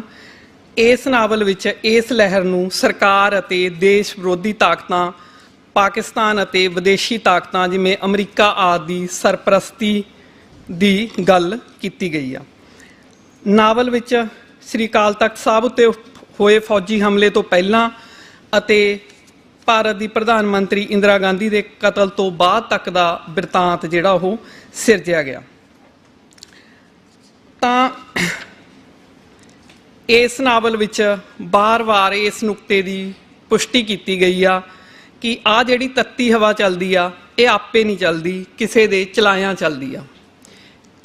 ਤਾਂ ਇਸ ਨਾਵਲ ਵਿੱਚ ਜਿਹੜੀਆਂ ਵੀ ਮੈਂ ਇਸ ਨਾਵਲ ਵਿੱਚ ਪੇਸ਼ਕਾਰੀ ਦੀ ਸਿਆਸਤ ਨੂੰ ਸਿਆਣਨ ਲਈ ਇਹਦੇ ਵਿੱਚ ਜਿਹੜੀਆਂ ਵੀ ਧਿਰਾਂ ਪੇਸ਼ ਕੀਤੀਆਂ ਗਈਆਂ ਨੇ ਉਹਨਾਂ ਨੂੰ ਵਰਗੀਕ੍ਰਿਤ ਕੀਤਾ। ਤਾਂ ਉਹ ਧਿਰਾਂ ਦੇ ਵਿੱਚ ਇੱਕ ਧਿਰ ਹੈਗੀ ਆ ਕਾਮਰੇਡ, ਦੂਸਰੀ ਖਾੜਕੂ, ਤੀਸਰੇ ਆਮ ਲੋਕ, ਚੌਥੇ ਪੁਲਿਸ, ਪੰਜਵੀਂ ਹਕੂਮਤ ਤੇ ਛੇਵੇਂ ਹਿੰਦੂ। ਤਾਂ ਜੇ ਆਪਾਂ ਇਸ ਨਾਵਲ ਦੇ ਸਮੁੱਚੇ ਪ੍ਰਭਾਵ ਨੂੰ ਦੇਖਣਾ ਤਾਂ ਇਹਨਾਂ ਦੀ ਬਿੰਬਕਾਰੀ ਆਪਾਂ ਦੇਖ ਸਕਦੇ ਹਾਂ। ਇਸ ਨਾਵਲ ਦਾ ਨਾਇਕ ਆ ਨਰਿੰਦਰ ਸਿੰਘ ਉਰਫ ਨਿੰਦੀ, ਜਿਹੜਾ ਕਾਮਰੇਡ ਧਿਰ ਦੀ ਪ੍ਰਤੀਨਿਧਤਾ ਕਰਦਾ। ਉਹ ਨਕਸਲੀ ਲਹਿਰ ਦਾ ਸਰਗਰਮ ਕਾਰਕੁਨ ਆ। ਇਸ ਲਹਿਰ ਦੇ ਵਿੱਚ ਸਰਗਰਮੀ ਕਰਕੇ ਉਹ ਕਈ ਵਾਰ ਜੇਲ੍ਹ ਜਾ ਚੁੱਕਿਆ। 10ਵੀਂ ਪਾਸ ਆ, ਪਰ ਭ੍ਰਿਸ਼ਟ ਪ੍ਰਬੰਧ ਕਰਕੇ ਨੌਕਰੀ ਨਹੀਂ ਮਿਲਦੀ। ਨੌਕਰੀ ਲਈ ਰਿਸ਼ਵਤ ਚਾਹੀਦੀ ਆ, ਰਿਸ਼ਵਤ ਦੇਣ ਜੋਗੇ ਪੈਸੇ ਹੈ ਨਹੀਂ, ਉਸ ਲਈ 2 ਕਿੱਲੇ ਉਹਨੂੰ ਬੈ ਕਰਨੇ ਪੈਣਗੇ। ਤਾਂ ਉਹ ਇਹ ਰਾਹ ਛੱਡ ਕੇ ਨੌਕਰੀ ਦਾ ਖੇਤੀ ਕਰਨੀ ਸ਼ੁਰੂ ਕਰ ਦਿੰਦਾ। ਉਸ ਦਾ ਪਿਓ ਆ ਜਿਹੜਾ ਜੱਗਰ ਸਿੰਘ, ਉਹ ਪਾਣੀ ਦੀ ਵਾਰੀ ਕਰਕੇ ਬੰਦੇ ਨੂੰ ਕਤਲ ਕਰ ਦਿੰਦਾ। ਉਹ ਕਤਲ ਦੇ ਮੁਕੱਦਮੇਬਾਜ਼ੀ ਦੇ ਵਿੱਚ ਜਿਹੜੀ ਉਹਨਾਂ ਦੀ 4 ਏਕੜ ਦੀ ਮਾਲਕੀ ਹੁੰਦੀ ਆ ਉਹ ਗਹਿਣੇ ਪਈ ਹੁੰਦੀ ਆ। ਪਹਿਲਾਂ ਉਹ ਸਖਤ ਮਿਹਨਤ ਕਰਕੇ ਆਪਣੀ ਗਹਿਣੇ ਪਈ ਜ਼ਮੀਨ ਛੁਡਾਉਂਦਾ ਤੇ ਫਿਰ ਨਾਵਲ ਦੇ ਹਵਾਲੇ ਮੁਤਾਬਕ ਵੀ ਪਟੜੀ ਫੇਰ ਦੇ ਪਿੰਡਾਂ ਦੇ ਵਿੱਚੋਂ ਉਹ ਸਿਰ ਕੱਢਵਾਂ ਚੁਬਾਰਾ ਜਿਹੜਾ ਉਹ ਛੱਤ ਲੈਂਦਾ। ਕੁੱਲ ਮਿਲਾ ਕੇ ਜਿਹੜਾ ਨਰਿੰਦਰ ਸਿੰਘ ਨਿੰਦੀ ਦਾ ਇਹਦੇ ਵਿੱਚ ਬਿੰਬ ਸਿਰਜਿਆ ਗਿਆ, ਉਹ ਇੱਕ ਕਿਰਤੀ ਬੰਦਾ, ਮਿਹਨਤਕਸ਼ ਬੰਦਿਆਂ ਦੇ ਨਾਲ ਖੜਦਾ, ਜਾਤ ਜਮਾਤ ਤੋਂ ਉੱਪਰ ਉੱਠ ਕੇ ਫੈਸਲੇ ਲੈਂਦਾ, ਪਿੰਡ ਦੀ ਧੀ ਭੈਣ ਦੀ ਇੱਜ਼ਤ ਕਰਨ ਵਾਲਾ। ਤੇ ਦੂਸਰੀ ਧਿਰ ਦਾ ਪਾਤਰ ਆ ਜਿਹੜਾ ਖਾੜਕੂ ਧਿਰ ਦਾ, ਉਹ ਇਹਦੇ ਵਿੱਚ ਹੈਗਾ ਤੇਜਿੰਦਰ ਸਿੰਘ ਤੇਜੀ। ਤੇਜਿੰਦਰ ਸਿੰਘ ਤੇਜੀ ਜਿਹਨੇ ਆਪਣੇ ਨਾਮ ਨਾਲ ਤੇਜਿੰਦਰ ਸਿੰਘ ਅਰਸ਼ੀ ਲਾਇਆ ਹੋਇਆ, ਉਹ 8 ਪੜ੍ਹਿਆ ਹੋਇਆ ਤੇ 8ਵੀਂ ਜਮਾਤ ਕਰਨ ਤੋਂ ਬਾਅਦ ਹੀ ਉਹ ਅੰਮ੍ਰਿਤਸਰ ਦੀ ਅਕਾਲੀ ਕਾਨਫਰੰਸ ਵਿੱਚ ਹਿੱਸਾ ਲੈਂਦਾ। ਤਾਂ ਨਰਿੰਦਰ ਸਿੰਘ ਨਿੰਦੀ ਦਾ ਉਹ ਜਮਾਤੀ ਰਿਹਾ। ਤਾਂ ਨਿੰਦੀ ਉਹਨੂੰ ਕਹਿੰਦਾ ਕਿ ਵੈਸੇ ਤਾਂ ਮੈਨੂੰ ਸਮਝਾਉਣ ਦੀ ਲੋੜ ਨਹੀਂ, ਜਿਹੜਾ ਅਕਾਲੀ ਕਾਨਫਰੰਸ 'ਚ ਜਾ ਆਵੇ ਉਹ ਆਪ ਹੀ ਬਹੁਤ ਸਿਆਣਾ ਹੋ ਜਾਂਦਾ, ਪਰ ਫਿਰ ਵੀ ਉਹਨੂੰ ਉਹ ਮੁੜਨ ਲਈ ਕਹਿੰਦਾ। ਉਹ ਇਸ ਪ੍ਰਭਾਵ ਅਧੀਨ ਇਸ ਲਹਿਰ ਵੱਲ ਵੱਧਦਾ ਚਲਿਆ ਜਾਂਦਾ। ਤਾਂ ਉਹ ਇਸ ਤਰ੍ਹਾਂ ਦਾ ਪਾਤਰ ਸਿਰਜਿਆ ਗਿਆ ਜਿਹੜਾ ਆਪਣੇ ਕਿਸੇ ਵੀ ਸਮਾਜਿਕ ਪਰਿਵਾਰਕ ਜ਼ਿੰਮੇਵਾਰੀ ਤੋਂ ਆਕੀ ਹੋ ਜਾਂਦਾ। ਉਸ ਦੀ ਮਾਂ ਮਰੀ ਹੋਈ ਆ, ਉਹਦੀ ਭੈਣ ਦਾ ਵਿਆਹ ਕਰਨ ਵਾਲਾ, ਉਹ ਇੱਕ ਵਾਰੀ ਉਸ ਲਹਿਰ 'ਚ ਜਾਂਦਾ, ਮੁੜ ਕੇ ਕਿਸੇ ਦਾ ਹਾਲ ਨਹੀਂ ਪੁੱਛਦਾ। ਤਾਂ ਨਿੰਦੀ ਆ ਜਿਹੜਾ ਉਹੀ ਉਹਦੀ ਭੈਣ ਦਾ ਵਿਆਹ ਕਰਵਾਉਂਦਾ। ਮੁੜ ਕੇ ਉਹ ਇੱਕ ਸੰਵੇਦਨਹੀਨ ਪ੍ਰਾਣੀ ਦੇ ਰੂਪ ਦੇ ਵਿੱਚ ਨਾਵਲ ਦੇ ਵਿੱਚ ਪੇਸ਼ ਹੋਇਆ, ਜਿਹਨੂੰ ਕਿਸੇ ਦੀ ਕੋਈ ਫਿਕਰ ਨਹੀਂ ਤੇ ਉਹ ਧੜਾ ਧੜ ਬੰਦਿਆਂ ਨੂੰ ਮਾਰਨ ਲੱਗਿਆ ਹੋਇਆ। ਤਾਂ ਜਿਹੜੀ ਖਾੜਕੂ ਧਿਰ ਦੀ ਬਿੰਬਕਾਰੀ ਆ ਉਹ ਪੂਰੇ ਨੈਗੇਟਿਵ ਰੂਪ ਦੇ ਵਿੱਚ ਸਾਨੂੰ ਹੋਈ ਮਿਲਦੀ ਆ। ਇਸ ਦੇ ਨਾਲ ਹੀ ਖਾੜਕੂ ਧਿਰ ਨਾਲ ਸੰਬੰਧਿਤ ਪਾਤਰ ਸਿਰਜਿਆ ਹੋਇਆ ਗਿਆਨੀ ਧਰਮ ਸਿੰਘ ਮਸਤ, ਜਿਹਨੂੰ ਕਿ ਤੇਜੀ ਦਾ ਪਿਓ ਤਾਰਾ ਵਾਰ-ਵਾਰ ਕਹਿੰਦਾ ਕਿ ਇਸ ਨੇ ਮੇਰੇ ਮੁੰਡੇ ਨੂੰ ਬਰਬਾਦ ਕੀਤਾ। ਉਹ ਮਾਸਟਰ ਆ ਸਕੂਲ ਦੇ ਵਿੱਚ। ਤਾਂ ਬਿਰਤਾਂਤਕਾਰ ਦੀਆਂ ਟਿੱਪਣੀਆਂ ਤੇ ਜਿਹੜਾ ਬਿਰਤਾਂਤਕ ਕਾਰਜ ਆ ਉਹਦੀ ਕਿਰਦਾਰਕਾਰੀ ਆ ਜਿਹੜੀ ਉਹ ਬਿਲਕੁਲ ਹੀ ਨਾ ਪੱਖੀ ਆ। ਨਾਵਲ ਦੇ ਵਿੱਚੋਂ ਹਵਾਲਾ ਮੈਂ ਪੜ੍ਹਦੀ ਹਾਂ, ਉਹਦੇ ਵਿੱਚ ਲਿਖਿਆ ਹੋਇਆ, ਗਿਆਨੀ ਧਰਮ ਸਿੰਘ ਮਸਤ ਸਨਾਤਨੀ ਜਿਹਾ ਬੰਦਾ ਸੀ। ਉਹ ਆਪਣੇ ਗਲ ਗਾਤਰਾ ਵੀ ਸਜਾ ਕੇ ਰੱਖਦਾ, ਜਪਜੀ ਸਾਹਿਬ ਦਾ ਪਾਠ ਵੀ ਕਰਦਾ ਹੈ ਤੇ ਨਾਲ ਦੀ ਨਾਲ ਕਾਮਰੇਡ ਹੋਣ ਦਾ ਦਾਅਵਾ ਵੀ ਕਰਦਾ ਰਹਿੰਦਾ। ਜ਼ਿਲ੍ਹਾ ਪੱਧਰ ਦੀ ਕਿਸੇ ਛੋਟੀ ਮੋਟੀ ਯੂਨੀਅਨ ਦਾ ਅਹੁਦੇਦਾਰ ਬਣ ਕੇ ਛੇਤੀ ਦੇਣੇ ਉਸ ਪਦਵੀ ਦੀ ਪੈੜ ਵੀ ਛਪਵਾ ਲੈਂਦਾ। ਗਿਆਨੀ ਧਰਮ ਸਿੰਘ ਮਸਤ ਜਿਹੋ ਜਿਹਾ ਵਾਤਾਵਰਨ ਹੁੰਦਾ ਉਹੋ ਜਿਹੀ ਬੋਲੀ ਬੋਲ ਲੈਂਦਾ। ਤੇ ਜਿਹੜਾ ਉਹਦਾ ਤਖੱਲਸ ਮਸਤ ਆ ਉਹਨੂੰ ਪੂਰੇ ਨਾਵਲ ਦੇ ਵਿੱਚ ਸਿੰਗਲ ਕੌਮਿਆਂ ਦੇ ਵਿੱਚ ਲਿਖਿਆ ਹੋਇਆ। ਤੇ ਬਿਰਤਾਂਤਕਾਰ ਦੀਆਂ ਟਿੱਪਣੀਆਂ ਨੇ ਵੀ ਕਿ ਉਹਨੇ ਨਾਂ ਤਾਂ ਆਪਣਾ ਮਸਤ ਰੱਖਿਆ ਹੋਇਆ ਤੇ ਉਵੇਂ ਖਿਜਿਆ ਜਿਹਾ ਬੰਦਾ। ਇਸ ਤਰ੍ਹਾਂ ਹੀ ਤੇਜਿੰਦਰ ਸਿੰਘ ਨੇ ਆਪਣਾ ਨਾਮ ਅਰਸ਼ੀ ਰੱਖਿਆ ਹੋਇਆ ਤੇ ਉਹ ਅਰਸ਼ ਆਕਾਸ਼ ਵਾਂਗੂ ਖੁੱਲ੍ਹਾ ਹੋਣ ਦੀ ਥਾਂ ਤੇ ਦਿਨੋਂ ਦਿਨ ਸੁੰਗੜਦਾ ਹੀ ਗਿਆ। ਤਾਂ ਇਹ ਪ੍ਰਭਾਵ ਅਧੀਨ ਜਿਹੜਾ ਤੇਜੀ ਉਹ ਗਿਆਨੀ ਧਰਮ ਸਿੰਘ ਮਸਤ ਦੇ ਪ੍ਰਭਾਵ ਅਧੀਨ ਕੁਰਾਹੇ ਪੈਂਦਾ ਹੈ। ਨਾਵਲ ਦੇ ਵਿੱਚ ਗਿਆਨੀ ਧਰਮ ਸਿੰਘ ਮਸਤ ਨੂੰ ਜ਼ਬਾਨ ਤੇ ਨਾ ਖੜਨ ਵਾਲਾ ਪਖੰਡੀ ਮੌਕਾ ਪ੍ਰਸਤ ਇਨਸਾਨ ਪੇਸ਼ ਕੀਤਾ ਗਿਆ ਹੈ। ਤੇ ਬਿਰਤਾਂਤਕਾਰ ਇੱਕ ਵਾਰੀ ਟਿੱਪਣੀ ਕਰਦਾ, ਉਹਨੂੰ ਚਫੇਰ ਗੜੀਆ ਕਹਿੰਦਾ, ਜਿਹੜਾ ਜਦੋਂ ਆਪਣੀ ਪਤਨੀ ਨੂੰ ਆਰੀਆ ਸਮਾਜੀ ਕਾਲਜ ਦੇ ਵਿੱਚ ਅਧਿਆਪਕ ਲਗਵਾਉਣਾ ਹੁੰਦਾ ਤਾਂ ਉਹ ਦਇਆਨੰਦ ਸਰਸਵਤੀ ਦਾ ਪ੍ਰਸ਼ੰਸਕ ਬਣ ਜਾਂਦਾ। ਜਦੋਂ ਆਪਣੀ ਧੀ ਨੂੰ ਖਾਲਸਾ ਕਾਲਜ ਵਿੱਚ ਨੌਕਰੀ ਦਿਵਾਉਣੀ ਹੁੰਦੀ ਆ ਤਾਂ ਉਹ ਉਹਨਾਂ ਦਾ ਪ੍ਰਸ਼ੰਸਕ ਬਣ ਜਾਂਦਾ। ਤਾਂ ਹੁਣ ਉਹ ਅੱਜ ਕੱਲ੍ਹ ਜਦੋਂ ਇਹ ਤੱਤੀ ਹਵਾ ਵਗ ਰਹੀ ਆ ਤਾਂ ਉਹਨੇ ਪਤਲੀ ਟੈਰਾਲੀਨ ਦੀ ਜਿਹੜੀ ਕਮੀਜ਼ ਆ ਉਹ ਸਵਾਈ ਆ ਤਾਂ ਕਿ ਉਹਦਾ ਗਾਤਰਾ ਜਿਹੜਾ ਉਹਦੇ ਵਿੱਚੋਂ ਚਮਕਦਾ ਰਹੇ, ਪਰ ਇਹਦੇ ਬਾਵਜੂਦ ਉਹ ਸ਼ਰਾਬ ਵੀ ਪੀ ਲੈਂਦਾ। ਤੇ ਇੱਕ ਸਕੂਲ ਦੇ ਵਿੱਚ ਹੋਰ ਮਾਸਟਰ ਆ, ਉਹ ਤੀਰਥ ਸ਼ੰਕਰ ਆ, ਉਹਦੇ ਨਾਲ ਉਹਦਾ ਝਗੜਾ ਰਹਿੰਦਾ ਕਿ ਉਹ ਪਿੱਪਲ ਨੂੰ ਮੱਥਾ ਕਿਉਂ ਟੇਕਦਾ। ਤਾਂ ਇਸ ਗੱਲ ਦੇ ਵਿੱਚੋਂ ਉਹਨੂੰ ਇਸ ਤਰ੍ਹਾਂ ਦੀ ਸਮਝ ਵਾਲਾ ਬੰਦਾ ਪੇਸ਼ ਕੀਤਾ ਗਿਆ। ਇਸ ਤੋਂ ਇਲਾਵਾ ਇਸ ਨਾਵਲ ਦੇ ਜੇ ਪਾਤਰਾਂ ਨੂੰ ਦੇਖਣਾ ਹੋਵੇ ਤਾਂ ਉਹ ਸਪਸ਼ਟ ਰੂਪ ਦੇ ਵਿੱਚ ਧਿਰਬੰਦੀ ਦੇ ਵਿੱਚ ਖੜੇ ਨੇ।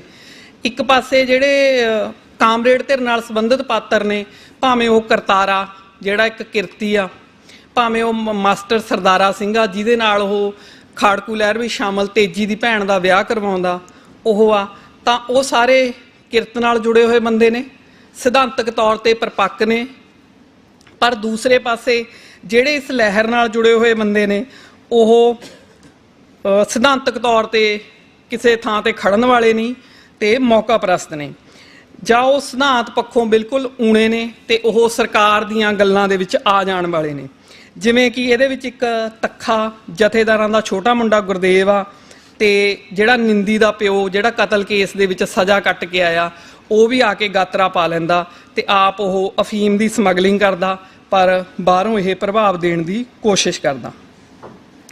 ਤਾਂ ਇਹ ਜਿਹੜੇ ਖਾੜਕੂ ਲਹਿਰ ਨਾਲ ਜਾਂ ਇਸ ਗੜਬੜੀ ਦੇ ਪ੍ਰਭਾਵ ਦੇ ਵਿੱਚ ਬੰਦੇ ਉਹਦੇ ਵਿੱਚ ਸ਼ਾਮਲ ਹੋ ਰਹੇ ਨੇ ਤੇ ਉਹ ਕਿਸੇ ਦੀ ਧੀ ਭੈਣ ਦੀ ਇੱਜ਼ਤ ਕਰਨ ਜੋਗੇ ਨਹੀਂ ਹੈਗੇ।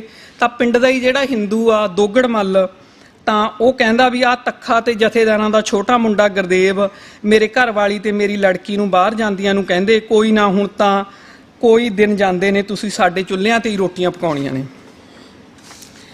ਤਾਂ ਇਉਂ ਜਿਹੜੀ ਸਮੁੱਚੇ ਰੂਪ ਵਿੱਚ ਖਾੜਕੂ ਧਿਰ ਨਾਲ ਸੰਬੰਧਿਤ ਪਾਤਰ ਨੇ ਉਹ ਉਹਨਾਂ ਦਾ ਨਾ ਪੱਖੀ ਪ੍ਰਭਾਵ ਆ ਉਹ ਸਿਰਜਿਆ ਗਿਆ। ਉਹ ਛੋਟੀਆਂ-ਮੋਟੀਆਂ ਗੱਲਾਂ ਤੇ ਜਿਵੇਂ ਉਹ ਕਹਿੰਦੇ ਨੇ ਵੀ ਮੈਂ ਤੱਖਾ ਕਹਿੰਦਾ ਕਿ ਮੈਂ ਜਦੋਂ ਥੋੜ੍ਹੇ ਦਿਨ ਜਾਂਦੇ ਨੇ ਮੈਂ ਦੋਗੜ ਮੱਲ ਦਾ ਛੁਹਾਰਿਆਂ ਦਾ ਪੀਪਾ ਚੱਕਣਾ ਪਹਿਲੀ ਦੇ ਵਿੱਚ।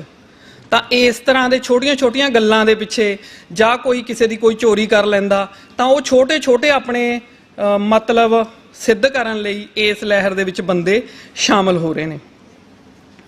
ਤਾਂ ਇਸ ਤਰ੍ਹਾਂ ਸਾਰੇ ਪਾਤਰ ਜੱਗਰ ਤੱਖਾ ਗਿਆਨੀ ਧਰਮ ਸਿੰਘ ਮਸਤ ਤਾਂ ਜਿਹੜੇ ਪਿੰਡ ਦੇ ਹੋਰ ਬੰਦੇ ਨੇ ਛੋਟੇ-ਮੋਟੇ ਜੁਰਮ ਕਰਨ ਵਾਲੇ ਨੇ ਜਾਂ ਫਿਰ ਇਹ ਮੌਕਾ ਦੇਖ ਕੇ ਆਪਣਾ ਪਾਸਾ ਬਦਲ ਲੈਣ ਵਾਲੇ ਨੇ। ਦੂਸਰੇ ਪਾਸੇ ਹਿੰਦੂ ਧਿਰਾ ਜਿਹਦੇ ਵਿੱਚੋਂ ਇੱਕ ਪਾਤਰ ਆ ਦੋਗੜ ਮੱਲ, ਉਹ ਡਰ ਜਾਂਦਾ ਤੇ ਸ਼ਹਿਰ ਛੱਡ ਕੇ ਪਿੰਡ ਛੱਡ ਕੇ ਸ਼ਹਿਰ ਵਸਣ ਦਾ ਫੈਸਲਾ ਕਰ ਲੈਂਦਾ, ਕਿਉਂਕਿ ਉਸ ਨੂੰ ਪਿੰਡ ਦੇ ਹੀ ਬਦਮਾਸ਼ ਕਿਸਮ ਦੇ ਬੰਦੇ ਉਹਦਾ ਰਹਿਣਾ ਦੁੱਬਰ ਕਰ ਰੱਖਿਆ। ਆਮ ਲੋਕਾਂ ਦੇ ਵਿੱਚੋਂ ਦੇਖਿਆ ਜਾਵੇ ਤਾਂ ਤੇਜੀ ਦਾ ਪਿਤਾ ਜਿਹੜਾ ਤਾਰਾ ਮਿਸਤਰੀ ਆ ਉਹ ਆਮ ਲੋਕਾਂ ਦੀ ਪ੍ਰਤੀਨਿਧਤਾ ਕਰਦਾ, ਜਿਹੜਾ ਆਪਣੀਆਂ ਲੋੜਾਂ ਥੁੜਾਂ ਦੇ ਵਿੱਚ ਜ਼ਿੰਦਗੀ ਬਤੀਤ ਕਰ ਰਿਹਾ। ਉਹਦਾ ਜਿਹੜਾ ਰਿਸਪੌਂਸ ਆ ਸਮੁੱਚੇ ਰੂਪ ਦੇ ਵਿੱਚ ਆਮ ਲੋਕਾਂ ਦੇ ਰਿਸਪੌਂਸ ਵਜੋਂ ਨਾਵਲ ਦੇ ਵਿੱਚ ਦਰਜ ਹੋਇਆ। ਉਹਦੇ ਬੋਲ ਨੇ ਵੀ ਪਤਾ ਨਹੀਂ ਇਹ ਖਾਲਿਸਤਾਨੀ ਪਾਕਿਸਤਾਨੀ ਕੀ ਹੁੰਦੇ ਨੇ, ਇੱਥੇ ਤਾਂ 40 ਸਾਲਾਂ ਤੋਂ ਰੋਟੀ ਦੇ ਆਹਰ ਰੁੱਝਿਆਂ ਨੂੰ ਹੋ ਗਏ। ਅਗਲੀ ਜਿਹੜੀ ਮਹੱਤਵਪੂਰਨ ਧਿਰਾ ਉਹ ਪੁਲਿਸ ਆ। ਪੁਲਿਸ ਬਾਰੇ ਨਾਵਲ ਦੇ ਬਿਰਤਾਂਤ 'ਚੋਂ ਜੋ ਜਾਣਕਾਰੀ ਮਿਲਦੀ ਆ ਉਹ ਬਹੁਤ ਹੀ ਅਲਪ ਆ। ਸਿਰਫ 3 ਵਾਰ ਉਹਨਾਂ ਦਾ ਜ਼ਿਕਰ ਨਾਵਲ ਦੇ ਵਿੱਚ ਆਉਂਦਾ। ਇੱਕ ਵਾਰੀ ਜਦੋਂ ਉਹ ਤੇਜੀ ਨਿੰਦੀ ਨੂੰ ਆਪਣੇ ਨਾਲ ਰਲਾਉਣ ਲਈ ਆਉਂਦਾ ਤਾਂ ਇਹਦੀ CID ਪੁਲਿਸ ਨੂੰ ਹੋ ਜਾਂਦੀ ਆ, ਤਾਂ ਉਹ ਨਿੰਦੀ ਨੂੰ ਥਾਣੇ ਬੁਲਾਉਂਦੇ ਨੇ। ਦੂਜਾ, ਤੇਜੀ ਜਦੋਂ ਆਉਂਦਾ ਤਾਂ ਉਹ ਇਹ ਕਹਿੰਦਾ ਕਿ ਵੇਖ ਨਾ ਬਾਹਰਲੇ ਪਾਸੇ ਕੁਟੀਆ ਕੋਲ ਵੱਡੀ ਨਿੰਮ ਹੇਠ ਜੀਪ ਖੜੀ ਆ, ਇਹੀ ਨਹੀਂ 3 ਬੰਦੇ ਮੇਰੇ ਨਾਲ ਨੇ, ਪੁਲਿਸ ਦੇ ਬੰਦੇ ਨੇ, ਸਿਵਲ ਕੱਪੜਿਆਂ 'ਚ ਆਏ ਨੇ। ਵੱਡੇ ਬਾਬਿਆਂ ਨੇ ਆਖਿਆ ਸੀ ਬਈ ਬੰਦਾ ਸਾਡਾ ਸਹੀ ਸਲਾਮਤ ਮੇਰੇ ਕੋਲ ਇੱਥੇ ਪਹੁੰਚਾ ਕੇ ਜਾਣਾ, ਜਿੱਥੋਂ ਲੈ ਕੇ ਜਾਂਦੇ ਹੋ ਬੈਂਕ ਦੇ ਇੱਕ ਡਾਕੇ 'ਚੋਂ ਇਹਨਾਂ ਦਾ ਘਰ ਪੂਰਾ ਹੋ ਜਾਣਾ। ਤਾਂ ਇਹ ਜਿਹੜੇ ਬੋਲ ਨੇ ਇਹ ਪੁਸ਼ਟ ਕਰਦੇ ਨੇ ਕਿ ਜਿਹੜੀ ਪੁਲਿਸ ਆ ਉਹ ਖਾੜਕੂ ਲਹਿਰ ਦੀ ਸਪੋਰਟ ਕਰ ਰਹੀ ਆ ਤੇ ਉਹ ਕਰਪਟ ਆ, ਉਹਦੇ ਵਿੱਚੋਂ ਉਹ ਪੈਸੇ ਹਿੱਸੇ ਵਜੋਂ ਉਹਨਾਂ ਨੂੰ ਦੇ ਦਿੰਦੇ ਨੇ। ਤਾਂ ਇੱਕ ਵਾਰੀ ਤੀਸਰੀ ਵਾਰ ਜਦੋਂ ਪੁਲਿਸ ਦਾ ਜ਼ਿਕਰ ਆਉਂਦਾ ਤਾਂ ਉਹ ਤਾਰਾ ਮਿਸਤਰੀ ਕਰਦਾ, ਜਿਹੜਾ ਕਿ ਖਾੜਕੂ ਲਹਿਰ ਵਿੱਚ ਸ਼ਾਮਲ ਹੋਏ ਤੇਜੀ ਦਾ ਪਿਓ ਆ। ਤਾਂ ਉਹ ਕਹਿੰਦਾ ਕਿ ਵੀ ਜਦੋਂ CID ਦੇ ਬੰਦੇ ਜਾਂ ਪੁਲਿਸ ਦੇ ਬੰਦੇ ਤੇਜੀ ਕਰਕੇ ਸਾਡੇ ਘਰ ਆਉਂਦੇ ਨੇ ਤਾਂ ਉਹ ਕੁੜੀ ਨੂੰ ਬੁਰੀਆਂ ਨਜ਼ਰਾਂ ਨਾਲ ਤੱਕਦੇ ਨੇ, ਇਸ ਕਰਕੇ ਉਹ ਆਪਣੀ ਧੀ ਦੇ ਸਾਕ ਬਾਰੇ ਫਿਕਰਮੰਦ ਆ। 3 ਰੂਪ ਦੇ ਵਿੱਚ ਆ ਜਿਹੜੀ ਉਹ ਪੁਲਿਸ ਦੀ ਧਿਰ ਇਸ ਨਾਵਲ ਦੇ ਵਿੱਚ ਆਉਂਦੀ ਆ। ਹੋਰ ਕਿਸੇ ਹਿੰਸਾ ਦੇ ਵਿੱਚ ਕਿਸੇ ਉਹਦੇ 'ਚ ਪੁਲਿਸ ਦਾ ਕੋਈ ਰੋਲ ਜਾਂ ਜ਼ਿਕਰ ਇਸ ਨਾਵਲ ਦੇ ਵਿੱਚ ਨਹੀਂ ਆਉਂਦਾ। ਅਗਲੀ ਮਹੱਤਵਪੂਰਨ ਧਿਰ ਆ ਜਿਹੜੀ ਉਹ ਹਕੂਮਤ ਆ। ਹਕੂਮਤ ਬਾਰੇ ਇਸ ਨਾਵਲ ਦੀ ਸਮੁੱਚੀ ਸੁਰ ਇਹ ਆ ਕਿ ਇਹ ਕੁਰਸੀਆਂ ਪਿੱਛੇ ਲੋਕਾਂ ਨੂੰ ਲੜਾਉਣ ਵਾਲੇ ਨੇ। ਤਾਂ ਨਿੰਦੀ ਮਨ ਬਚ ਨਹੀਂ ਕਰਦਾ, ਉਹਦੇ ਵਿੱਚ ਉਹ ਕਹਿੰਦਾ ਵੀ ਨਿੰਦੀ ਨੂੰ ਖਿਆਲ ਆਇਆ ਸਿਆਸਤ ਨੇ ਸੱਭਿਆਚਾਰ ਸੱਭਿਅਤਾ ਤੇ ਕੁਦਰਤ ਨੂੰ ਕਤਲ ਕਰਕੇ ਉਸ ਦੇ ਆਪਣੇ ਮੁਲਕ 'ਚੋਂ 2 ਹੋਰ ਘੋਰਣੇ ਬਣਾ ਲਏ ਨੇ ਤੇ ਫਿਰ ਉਸ ਨੂੰ ਜਿਵੇਂ ਇੱਕ ਕਾਂਬਾ ਜਿਹਾ ਛਿੜ ਗਿਆ, ਕੰਬਦਿਆਂ ਉਸ ਦੇ ਮੂੰਹੋਂ ਪਾਕਿਸਤਾਨ ਬੰਗਲਾਦੇਸ਼ ਅਤੇ ਖਾਲਿਸਤਾਨ ਦੇ ਸ਼ਬਦ ਨਿਕਲੇ ਹੀ ਸਨ ਕਿ ਉਸ ਨੂੰ ਲੱਗਿਆ ਕਿ ਜਿਵੇਂ ਕਾਂਬੇ ਨਾਲ ਉਸ ਦੇ ਬੁੱਲ ਪੀਲੇ ਪੈ ਗਏ ਹੋਣ। ਤਾਂ ਦੂਜੀ ਵਾਰੀ ਹਕੂਮਤ ਨੂੰ ਇਹਦੇ ਵਿੱਚ ਆਉਂਦੀ ਆ ਕਿ ਜਦੋਂ ਇੰਦਰਾ ਗਾਂਧੀ ਦਾ ਕਤਲ ਉਸ ਦੇ ਸੁਰੱਖਿਆ ਕਰਮਚਾਰੀ ਕਰ ਦਿੰਦੇ ਨੇ, ਤਾਂ ਨਾਵਲ ਦੇ ਵਿੱਚ ਇਸ ਘਟਨਾ ਨੂੰ ਵਿਸ਼ਵਾਸਘਾਤ ਦੀ ਘਟਨਾ ਦੇ ਰੂਪ ਦੇ ਵਿੱਚ ਦਰਜ ਕੀਤਾ ਗਿਆ ਤੇ ਇਹ ਕਿਹਾ ਗਿਆ ਕਿ ਇਹ ਸਿੱਖ ਪਰੰਪਰਾ ਦੇ ਖਿਲਾਫ ਆ, ਕਿਉਂਕਿ ਸਿੱਖ ਕਦੇ ਵਿਸ਼ਵਾਸਘਾਤ ਨਹੀਂ ਕਰਦੇ, ਇਹ ਮੁਗਲ ਕਰਦੇ ਰਹੇ ਨੇ। ਤਾਂ ਇਉਂ ਵੇਲੇ ਦੀ ਹਕੂਮਤ ਦੇ ਇਹਨਾਂ ਵੇਰਵਿਆਂ ਨਾਲ ਨਾਵਲ ਮਾਰਕਸਵਾਦੀ ਵਿਚਾਰਧਾਰਾ ਮੁਤਾਬਕ ਹਕੂਮਤਾਂ ਦੀ ਪਰਖ ਕਰਦਾ ਹੈ। ਨਾਵਲ ਦੀ ਸੁਰ ਮੁਤਾਬਕ ਇਸ ਪ੍ਰਬੰਧ ਦੇ ਨੁਕਸ ਸਰਮਾਏਦਾਰੀ ਪ੍ਰਬੰਧ ਦੇ ਨੁਕਸ ਹਨ, ਇਸ ਲਈ ਸਮੁੱਚੇ ਪ੍ਰਬੰਧ ਨੂੰ ਬਦਲਣ ਦੀ ਲੋੜ ਵੱਲ ਇਸ਼ਾਰਾ ਹੈ। ਨਾਵਲ ਵਿੱਚ ਨਿੰਦੀ ਦੀ ਵਿਚਾਰਧਾਰਕ ਪਹੁੰਚ ਕਾਮਰੇਡ ਮਾਰਕਸਵਾਦੀ ਆ। ਉਹਦੇ ਮੁਤਾਬਕ ਭਾਰਤ ਵਿੱਚ 47 ਦੀ ਵੰਡ ਤੋਂ ਲੈ ਕੇ ਹੁਣ ਤੱਕ ਚੱਲ ਰਹੀ ਖਾੜਕੂ ਲਹਿਰ ਨੂੰ ਵੀ ਸਰਮਾਏਦਾਰੀ ਪ੍ਰਬੰਧ ਦੇ ਨੁਕਸ ਵਜੋਂ ਵੇਖਣ ਦੀ ਲੋੜ ਹੈ। ਨਾਵਲ ਵਿੱਚ ਅਨੇਕ ਥਾਂ ਹਵਾਲੇ ਨੇ ਕਿ ਖਾੜਕੂ ਲਹਿਰ ਪਿੱਛੇ ਸਰਮਾਏਦਾਰੀ ਦੇ ਝੰਡਾ ਬਰਦਾਰ ਅਮਰੀਕਾ ਦਾ ਹੱਥ ਹੈ। ਜਦੋਂ ਤੇਜਿੰਦਰ ਸਿੰਘ ਤੇਜੀ ਦੇ ਉਹਦਾ ਐਂਟਰੀ ਹੁੰਦੀ ਹੈ ਨਾਵਲ ਦੇ ਵਿੱਚ, ਤਾਂ ਉਹਦੇ ਹੱਥ ਦੇ ਵਿੱਚ ਲਿਖਿਆ ਹੋਇਆ ਕਿ ਅਮਰੀਕਨ ਸਟੇਨਗਨ ਆ ਜਿਹੜੀ ਉਹ ਫੜੀ ਹੋਈ ਸੀ। ਨਾਵਲ ਦਾ ਹਵਾਲਾ ਭਰਾ ਉਹ ਵੇਖ ਲੈ, ਸ਼ਾਇਦ ਤੈਨੂੰ ਤਾਂ ਇਹ ਗੱਲਾਂ ਚੰਗੀਆਂ ਨਾ ਲੱਗਦੀਆਂ ਹੋਣ, ਪਰ ਉਹ ਜਿਹੜੇ ਗੋਰੇ ਅਮਰੀਕਨ ਮੁੰਡੇ ਕੁੜੀਆਂ ਅਖੌਤੀ ਜਿਹੇ ਸਿੱਖ ਸਜੇ ਸੀ ਨਾ, ਮੈਨੂੰ ਤਾਂ ਲੱਗਦਾ ਉਹ CIA ਦੇ ਬੰਦੇ ਸੀ। ਸਿੱਖੀ 'ਚ ਵੜ ਕੇ ਸਿੱਖੀ ਦੀਆਂ ਸੰਸਾਰਕ ਕਮਜ਼ੋਰੀਆਂ ਨੂੰ ਸਮਝ ਕੇ ਪਾਕਿਸਤਾਨ ਰਾਹੀਂ ਉਹਨਾਂ ਨੇ ਆਹ ਮਾਨਸਿਕ ਯੁੱਧ ਛੇੜਤਾ। ਉਹ ਇਸ ਤੋਂ ਬਿਨਾਂ ਵੀ ਆ ਵੀ ਤੇਜੀ ਕੈਨੇਡਾ, ਅਮਰੀਕਾ, ਇੰਗਲੈਂਡ ਤੇ ਪਾਕਿਸਤਾਨ ਵਰਗੇ ਪੰਜਾਬ ਦੇ ਹਿੰਦੂ ਸਿੱਖਾਂ ਵਿੱਚ ਭੜਕਾਹਟ ਪੈਦਾ ਕਰਕੇ ਸੰਪਰਦਾਇਕ ਦੰਗੇ ਕਰਵਾਉਣਾ ਚਾਹੁੰਦੇ ਨੇ। ਇਸ ਤਰ੍ਹਾਂ ਜਿਹੜੀ ਹਕੂਮਤ ਦੀ ਪੇਸ਼ਕਾਰੀ ਆ ਉਹ ਮਾਰਕਸੀ ਨੁਕਤਾ ਨਿਗਾਹ ਤੋਂ ਨਾਵਲ ਦੇ ਵਿੱਚ ਹੋਈ ਆ। ਜੇ ਹੁਣ ਇਸ ਨਾਵਲ ਦੇ ਵਿੱਚ ਇਹਦੀਆਂ ਬਿਰਤਾਂਤਕ ਯੁਕਤਾਂ, ਇਸ ਬਿਰਤਾਂਤ ਨੂੰ ਪੇਸ਼ ਕਰਨ ਲਈ ਦੇਖੀਏ ਤਾਂ ਬਿਰਤਾਂਤਕ ਯੁਕਤਾਂ ਨੇ ਜਿਹੜੀਆਂ ਉਹ ਇਸ ਰੂਪ ਦੇ ਵਿੱਚ ਵਰਤੀਆਂ ਗਈਆਂ ਨੇ। ਜਿਹੜੇ ਪਾਤਰ ਨੇ ਉਹਨਾਂ ਦੀ ਧਿਰਬੰਦੀ ਮੁਤਾਬਕ ਸਿਰਜਣਾ ਹੋਈ ਆ। ਕਾਮਰੇਡ ਧਿਰ ਨਾਲ ਸੰਬੰਧਿਤ ਪਾਤਰ ਨਿੰਦੀ ਨਾਵਲ ਦਾ ਨਾਇਕ ਆ। ਉਸ ਦਾ ਨਾਇਕਤਵ ਉਭਾਰਨ ਲਈ ਸਮੁੱਚੀਆਂ ਬਿਰਤਾਂਤਕ ਯੁਕਤਾਂ ਕਾਰਜਸ਼ੀਲ ਨੇ। ਨਿੰਦੀ ਬਿਰਤਾਂਤਕਾਰ ਦਾ ਬੁਲਾਰਾ ਬਣ ਕੇ ਨਾਵਲ ਵਿੱਚ ਵਿਚਰਦਾ, ਇਸ ਲਈ ਉਸ ਨੂੰ ਉਭਾਰਨ ਨਾਲ ਹੀ ਨਾਵਲ ਦਾ ਥੀਮ ਆ ਜਿਹੜਾ ਉਹ ਹੋਰ ਉੱਭਰ ਸਕਦਾ ਸੀ। ਨਿੰਦੀ ਨੂੰ ਬਿਰਤਾਂਤ ਦੇ ਵਿੱਚ ਭਰਮੀ ਥਾਂ ਦਿੱਤੀ ਗਈ ਆ। ਭਰਮੀ ਥਾਂ ਦੇਣ ਲਈ ਕਈ ਯੁਕਤਾਂ ਨੇ, ਜਿਵੇਂ ਉਹ ਮਨਵਚਨੀ ਆ ਉਹਦੀ, ਉਹ ਚਿੱਠੀਆਂ ਲਿਖਦਾ ਤੇਜੀ ਨੂੰ। ਤੇਜੀ ਕਿਤੇ ਵੀ ਹਾਜ਼ਰ ਨਹੀਂ। ਜਿਹੜੀ ਦੂਸਰੀ ਧਿਰ ਆ ਉਹਨੂੰ ਖਾਰਜ ਕੀਤਾ ਗਿਆ। ਤੇਜੀ ਸਿਰਫ ਜਦੋਂ ਉਸ ਨੂੰ ਆਪਣੇ ਨਾਲ ਰਲਾਉਣ ਲਈ ਆਉਂਦਾ, ਉਹਦਾ ਇੱਕ ਡਾਇਲੋਗ ਆ ਕਿ ਤੁਹਾਡੇ ਤੋਂ ਤਾਂ ਕੁਝ ਬਣਿਆ ਨਹੀਂ, ਆ ਜਾ ਹੁਣ ਸਾਡੇ ਨਾਲ ਆ ਜਾ, ਜਾਂ ਕਿ ਮੇਰੇ ਨਾਲ ਪੁਲਿਸ ਦੇ ਬੰਦੇ ਨੇ। ਇਸ ਡਾਇਲੋਗ ਤੋਂ ਬਿਨਾਂ ਤੇਜੀ ਨੂੰ ਆ ਜਿਹੜਾ ਉਹ ਖਾਰਜ ਕੀਤਾ ਗਿਆ। ਇਸ ਦੀ ਥਾਂ ਤੇ ਪਿੰਡ ਦੇ ਜਿਹੜੇ ਛੋਟੇ-ਮੋਟੇ ਜੁਰਮ ਕਰਨ ਵਾਲੇ ਬੰਦੇ ਨੇ ਉਹਨਾਂ ਨੂੰ ਖਾੜਕੂ ਲਹਿਰ ਦੇ ਵਿੱਚ ਗੜਬੜੀ ਦੇ ਸਮੇਂ ਸ਼ਾਮਲ ਹੁੰਦਾ ਦਿਖਾ ਕੇ ਉਸ ਸਮੁੱਚੀ ਲਹਿਰ ਦਾ ਪ੍ਰਭਾਵ ਆ ਜਿਹੜਾ ਸਿਰਜਿਆ ਗਿਆ। ਹੁਣ ਜਦੋਂ ਨਿੰਦੀ ਨੂੰ ਇੰਨੀ ਸਪੇਸ ਦਿੱਤੀ ਗਈ ਆ ਤਾਂ ਉਹਦੇ ਲਈ ਉਹ ਲੰਬੇ ਉਹਦੀ ਆਪਣੇ ਆਪ ਨਾਲ ਮਨਵਚਨੀ ਆ, ਜਾਂ ਉਹ 3 ਲੰਮੀਆਂ ਚਿੱਠੀਆਂ ਨੇ ਜਿਹੜੀਆਂ ਉਹ ਤੇਜੀ ਨੂੰ ਲਿਖਦਾ। ਹੁਣ ਜਿਹੜੀਆਂ ਬਿਰਤਾਂਤਕ ਇਹੋ ਜਿਹੀਆਂ ਯੁਕਤਾਂ ਵਰਤੀਆਂ ਜਾਂਦੀਆਂ ਨੇ, ਉਹ ਪਾਤਰ ਨਾਲ, ਜਿਹੜਾ ਪਾਤਰ ਨਾਵਲ ਦੇ ਮੁੱਖ ਜਿਹੜਾ ਥੀਮ ਆ ਉਹਦੀ ਪ੍ਰਤੀਨਿਧਤਾ ਕਰ ਰਿਹਾ ਤੇ ਬਿਰਤਾਂਤਕਾਰ ਦਾ ਬੁਲਾਰਾ, ਉਹਦੇ ਨਾਲ ਪਾਠਕ ਦੀ ਨੇੜਤਾ ਕਾਇਮ ਕਰਨ ਲਈ, ਉਹਦੇ ਵਿਚਾਰਾਂ ਨਾਲ ਉਹਦੀਆਂ ਭਾਵਨਾਵਾਂ ਬਾਰੇ ਗਹਿਰੀ ਜਾਣਕਾਰੀ ਦੇਣ ਲਈ ਇਹ ਯੁਕਤਾਂ ਨੇ ਜਿਹੜੀਆਂ ਉਹ ਹੈਲਪਫੁਲ ਹੁੰਦੀਆਂ ਨੇ। ਇਹਦੇ ਨਾਲ ਜਿਹੜੀ ਪਾਤਰ ਨਾਲ ਭਾਵਨਾਤਮਕ ਸਾਂਝ ਪਾ ਕੇ ਰੀਡਰ ਦੀ ਜਿਹੜੀ ਪ੍ਰਤੱਖਣ ਆ ਉਹਨੂੰ ਕੰਟਰੋਲ ਕਰਨ ਦੀ ਇਹ ਯੁਕਤ ਬਣ ਜਾਂਦੀ ਆ।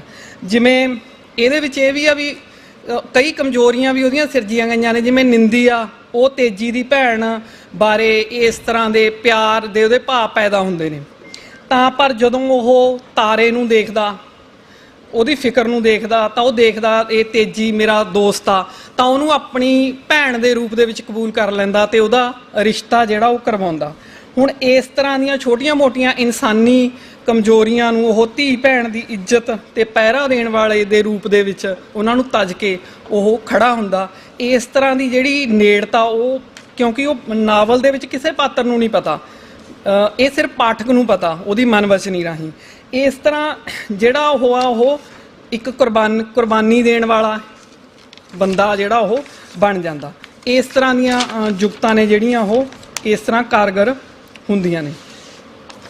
ਇਸ ਤੋਂ ਬਿਨਾਂ ਮੌਕਾ ਮੇਲ ਦੀ ਯੁਕਤ ਵੀ ਇਸ ਥੀਮ ਨੂੰ ਪੁਸ਼ਟ ਕਰਨ ਲਈ ਹੁੰਦੀ ਆ ਵੀ ਜਦੋਂ ਤੇਜੀ ਦੀ ਭੈਣ ਕੁਲਵੰਤ ਦੇ ਰਿਸ਼ਤੇ ਦਾ ਸਵਾਲ ਖੜਾ ਹੁੰਦਾ ਤਾਂ ਨਾਲ ਹੀ ਦੀ ਨਾਲ ਨਾਵਲ ਦੇ ਵਿੱਚ ਮਾਸਟਰ ਸਰਦਾਰਾ ਸਿੰਘ ਵਰਗਾ ਆਦਰਸ਼ਕ ਪਾਤਰ ਖੜਾ ਕਰ ਲਿਆ ਜਾਂਦਾ, ਜਿਹੜਾ ਕੋਈ ਜਾਤ ਨਹੀਂ ਦੇਖਦਾ ਤੇ ਕੋਈ ਦਾਜ ਨਹੀਂ ਲੈਂਦਾ ਤੇ ਬਿਨਾਂ ਕਿਸੇ ਧਾਰਮਿਕ ਰਵਾਇਤ ਤੋਂ ਉਸ ਨਾਲ ਵਿਆਹ ਕਰਕੇ ਉਹਨੂੰ ਲੈ ਜਾਂਦਾ। ਤਾਂ ਇਸ ਨਾਵਲ ਦੇ ਵਿੱਚ ਪਾਤਰ ਸਿਰਜਣਾ ਪਿੱਛੇ ਇਹ ਰੂੜੀ ਵੀ ਜਿਹੜੀ ਸਟੀਰੀਓਟਾਈਪ ਦੀ ਉਹ ਕੰਮ ਕਰਦੀ ਆ ਕਿ ਜਿਹੜੇ ਪਾਤਰ ਮਾੜੇ ਨੇ ਉਹ ਸਰੀਰਕ ਦਿੱਖ ਪੱਖੋਂ ਵੀ ਮਾੜੇ ਨੇ।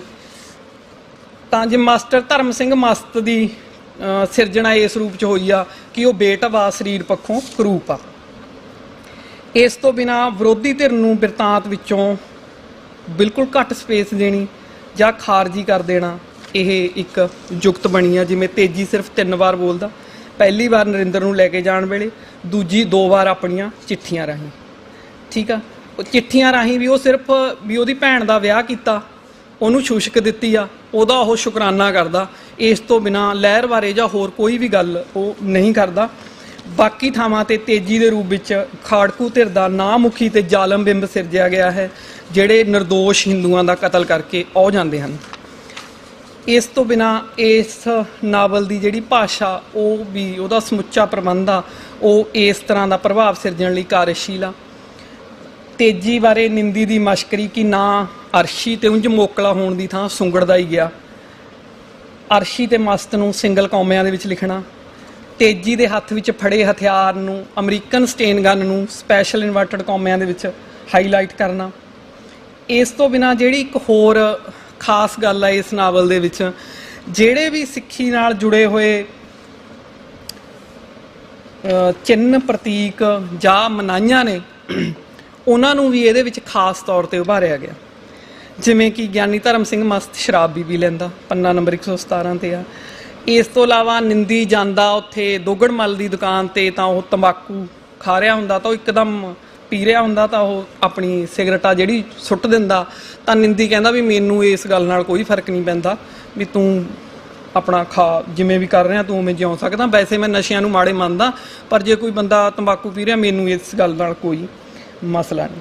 ਉਸ ਤੋਂ ਇਲਾਵਾ ਜਿਵੇਂ ਗਾਤਰਾ, ਤਾਂ ਜਦੋਂ ਮਾਸਟਰ ਤੀਰਥ ਸ਼ੰਕਰ ਤੇ ਗਿਆਨੀ ਧਰਮ ਸਿੰਘ ਮਸਤ ਦੇ ਵਿੱਚ ਝਗੜਾ ਹੋ ਜਾਂਦਾ, ਉਹ ਕਹਿੰਦਾ ਵੀ ਪਿੱਪਲ ਨੂੰ ਮੱਥਾ ਟੇਕਦਾ, ਇਹ ਪਖੰਡ ਕਰਦਾ, ਤਾਂ ਉਹ ਕਹਿੰਦਾ ਵੀ ਆਹ ਗਾਤਰਾ ਵੀ ਤੇਰਾ ਪਖੰਡੀ ਆ। ਤਾਂ ਇਸ ਤਰ੍ਹਾਂ ਜਿਹੜੇ ਨਕਸਲੀ ਸ਼ਹੀਦ ਹੋਏ ਨੇ ਨਿੰਦੀ ਦੇ ਮਿੱਤਰ ਪਿਆਰੇ, ਉਹ ਕਹਿੰਦਾ ਵੀ ਕਿ ਇਹ ਸਾਹਿਬਜ਼ਾਦਿਆਂ ਵਰਗੇ ਨਹੀਂ ਹੈਗੇ ਵੀ ਜਿਹੜੇ ਸ਼ਹੀਦ ਹੋਏ ਨੇ।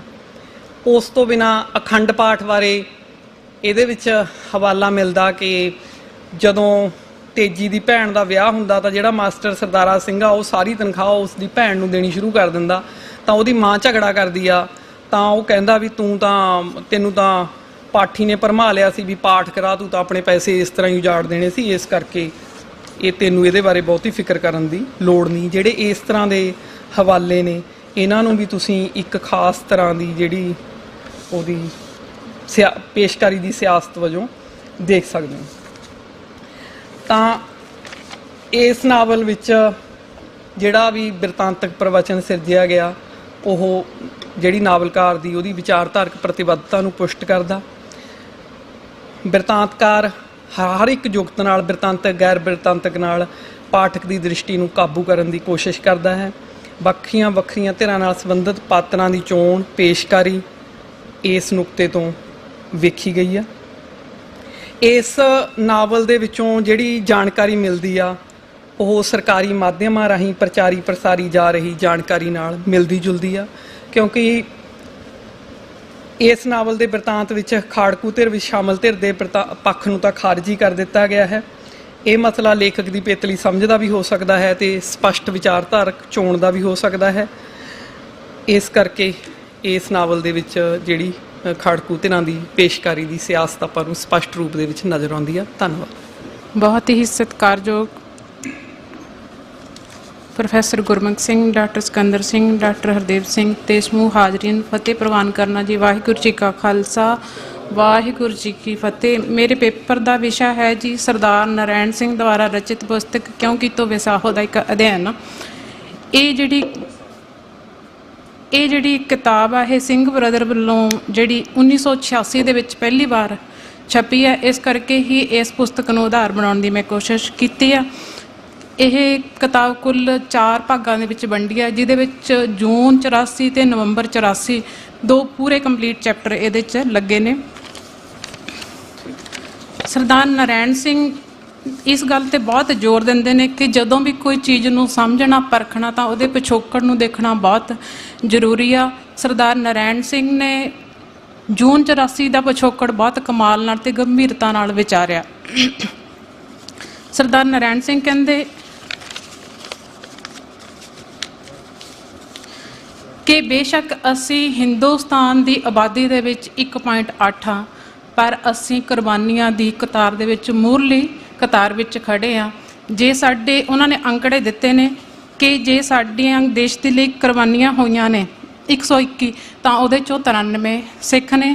ਜੇ ਕਾਲੇ ਪਾਣੀ ਦੀ ਸਜ਼ਾ ਹੋਈ ਆ ਤਾਂ 2646 ਦੇ ਵਿੱਚੋਂ 2147 ਸਿੱਖ ਨੇ। ਜੇ ਬਜਬਜ ਘਾਟ ਦੇ ਉੱਤੇ ਮਾਰੇ ਗਏ ਤਾਂ ਸਾਰੇ ਮੁਸਾਫਰ ਕੌਣ ਨੇ? ਉਹ ਵੀ ਸਿੱਖ ਨੇ। ਜੇ ਜਲਿਆਂਵਾਲੇ ਬਾਗ ਦੀ ਘਟਨਾ ਹੋਈ ਆ ਤਾਂ 1300 ਦੇ ਵਿੱਚੋਂ 739 ਜਿਹੜੇ ਹੈ ਉਹ ਸਿੱਖ ਨੇ। ਦੇਸ਼ ਲਈ ਕੁਰਬਾਨ ਹੋਏ ਕੁੱਲ 3031 ਉਹ ਵੀ ਸਿੱਖ ਨੇ। ਸਾਡੀਆਂ ਸ਼ਹਾਦਤਾਂ ਸਾਡੀਆਂ ਕੁਰਬਾਨੀਆਂ ਦੀਆਂ ਜਿਹੜੀਆਂ ਹੈਗੀਆਂ ਬੇਮਿਸਾਲ ਉਦਾਹਰਨਾਂ ਬਾਰ-ਬਾਰ ਦਿੱਤੀਆਂ ਜਾਂਦੀਆਂ ਰਹੀਆਂ। ਸਰਦਾਰ ਨਾਰਾਇਣ ਸਿੰਘ ਲਿਖਦੇ ਨੇ ਭਾਵੇਂ ਲਾਲਾ ਲਾਜਪਤ ਰਾਏ ਨੇ, ਭਾਵੇਂ ਕਵੀ ਮੇਲਾ ਰਾਮ ਨੇ, ਭਾਵੇਂ ਸੈਯਦ ਹਬੀਬ ਨੇ, ਭਾਵੇਂ ਸਮਕਾਲੀ ਅਖਬਾਰ ਨੇ, ਇਹ ਸਾਡੀਆਂ ਸ਼ਹਾਦਤਾਂ ਦੇ ਸੋਲੇ ਗਾਉਂਦੇ ਰਹੇ। ਇੱਥੋਂ ਤੱਕ ਕਿ ਸਾਡੇ ਕਾਂਗਰਸੀ ਨੇਤਾ ਭਾਵੇਂ ਪੰਡਿਤ ਜਵਾਹਰ ਲਾਲ ਨਹਿਰੂ ਨੇ, ਭਾਵੇਂ ਗਾਂਧੀ ਆ, ਭਾਵੇਂ ਪੰਡਿਤ ਮੋਹਨ ਮਾਲਵੀ ਆ, ਇਹ ਸਾਨੂੰ ਬਾਰ-ਬਾਰ ਇਸ ਗੱਲ ਜਤਾਉਂਦੇ ਰਹੇ ਕਿ ਸਿੱਖਾਂ ਦੀਆਂ ਕੁਰਬਾਨੀਆਂ ਬੇਮਿਸਾਲ ਨੇ। ਇੱਥੋਂ ਤੱਕ ਕਿ 5 ਜਨਵਰੀ 1947 ਨੂੰ ਇੱਕ ਮਤਾ ਵੀ ਪਾਸ ਕਰ ਦਿੱਤਾ, ਜਿਹਦੇ ਵਿੱਚ ਸਿੱਖਾਂ ਨੂੰ ਇਹ ਕਹਿ ਦਿੱਤਾ ਕਿ ਤੁਹਾਨੂੰ ਨਿਸ਼ਚਿੰਤ ਰਹਿਣ ਦੀ ਜਿਹੜੀ ਜ਼ਰੂਰਤ ਆ, ਕਿਸੇ ਤਰ੍ਹਾਂ ਦਾ ਫਿਕਰ ਨਹੀਂ ਕਰਨਾ ਚਾਹੀਦਾ, ਕਿਉਂਕਿ ਪੰਜਾਬ ਅੰਦਰ ਸਿੱਖਾਂ ਨੂੰ ਹੱਕਾਂ ਦੀ ਰਾਖੀ ਲਈ ਕੋਈ ਖਤਰਾ ਨਹੀਂ, ਸਿੱਖ ਹਰ ਪੱਖੋਂ ਮਹਿਫੂਜ਼ ਨੇ। ਪਰ ਹੋਇਆ ਕੀ? ਹੋਇਆ ਬਿਲਕੁਲ ਇਸ ਦੇ ਉਲਟ। ਪਹਿਲਾ ਸਾਨੂੰ ਤੋਹਫਾ ਕਦੋਂ ਮਿਲਿਆ? 1947 ਨੂੰ। ਮੈਂ ਇੱਕ ਮਾਫੀ ਚਾਹੁੰਦੀ ਹਾਂ, ਸਰਦਾਰ ਨਾਰਾਇਣ ਸਿੰਘ ਬਾਰੇ ਥੋੜ੍ਹੀ ਜਿਹੀ ਗੱਲ ਕਰਨੀ ਭੁੱਲ ਗਈ। ਸਰਦਾਰ ਨਾਰਾਇਣ ਸਿੰਘ ਦਾ ਭਾਵੇਂ ਅਕਾਦਮਿਕ ਜਗਤ ਦੇ ਵਿੱਚ ਕੋਈ ਬਹੁਤਾ ਵੱਡਾ ਨਾਂ ਨਹੀਂ ਆ, ਪਰ ਉਹਨਾਂ ਦਾ ਸਿੱਖ ਧਰਮ ਤੇ ਪ੍ਰਚਾਰ ਤੇ ਪ੍ਰਸਾਰ ਦੇ ਲਈ ਬਹੁਤ ਵੱਡਾ ਕਿਤਾਬ ਆ ਸਰ ਜੀ ਵਾਰਤਕ।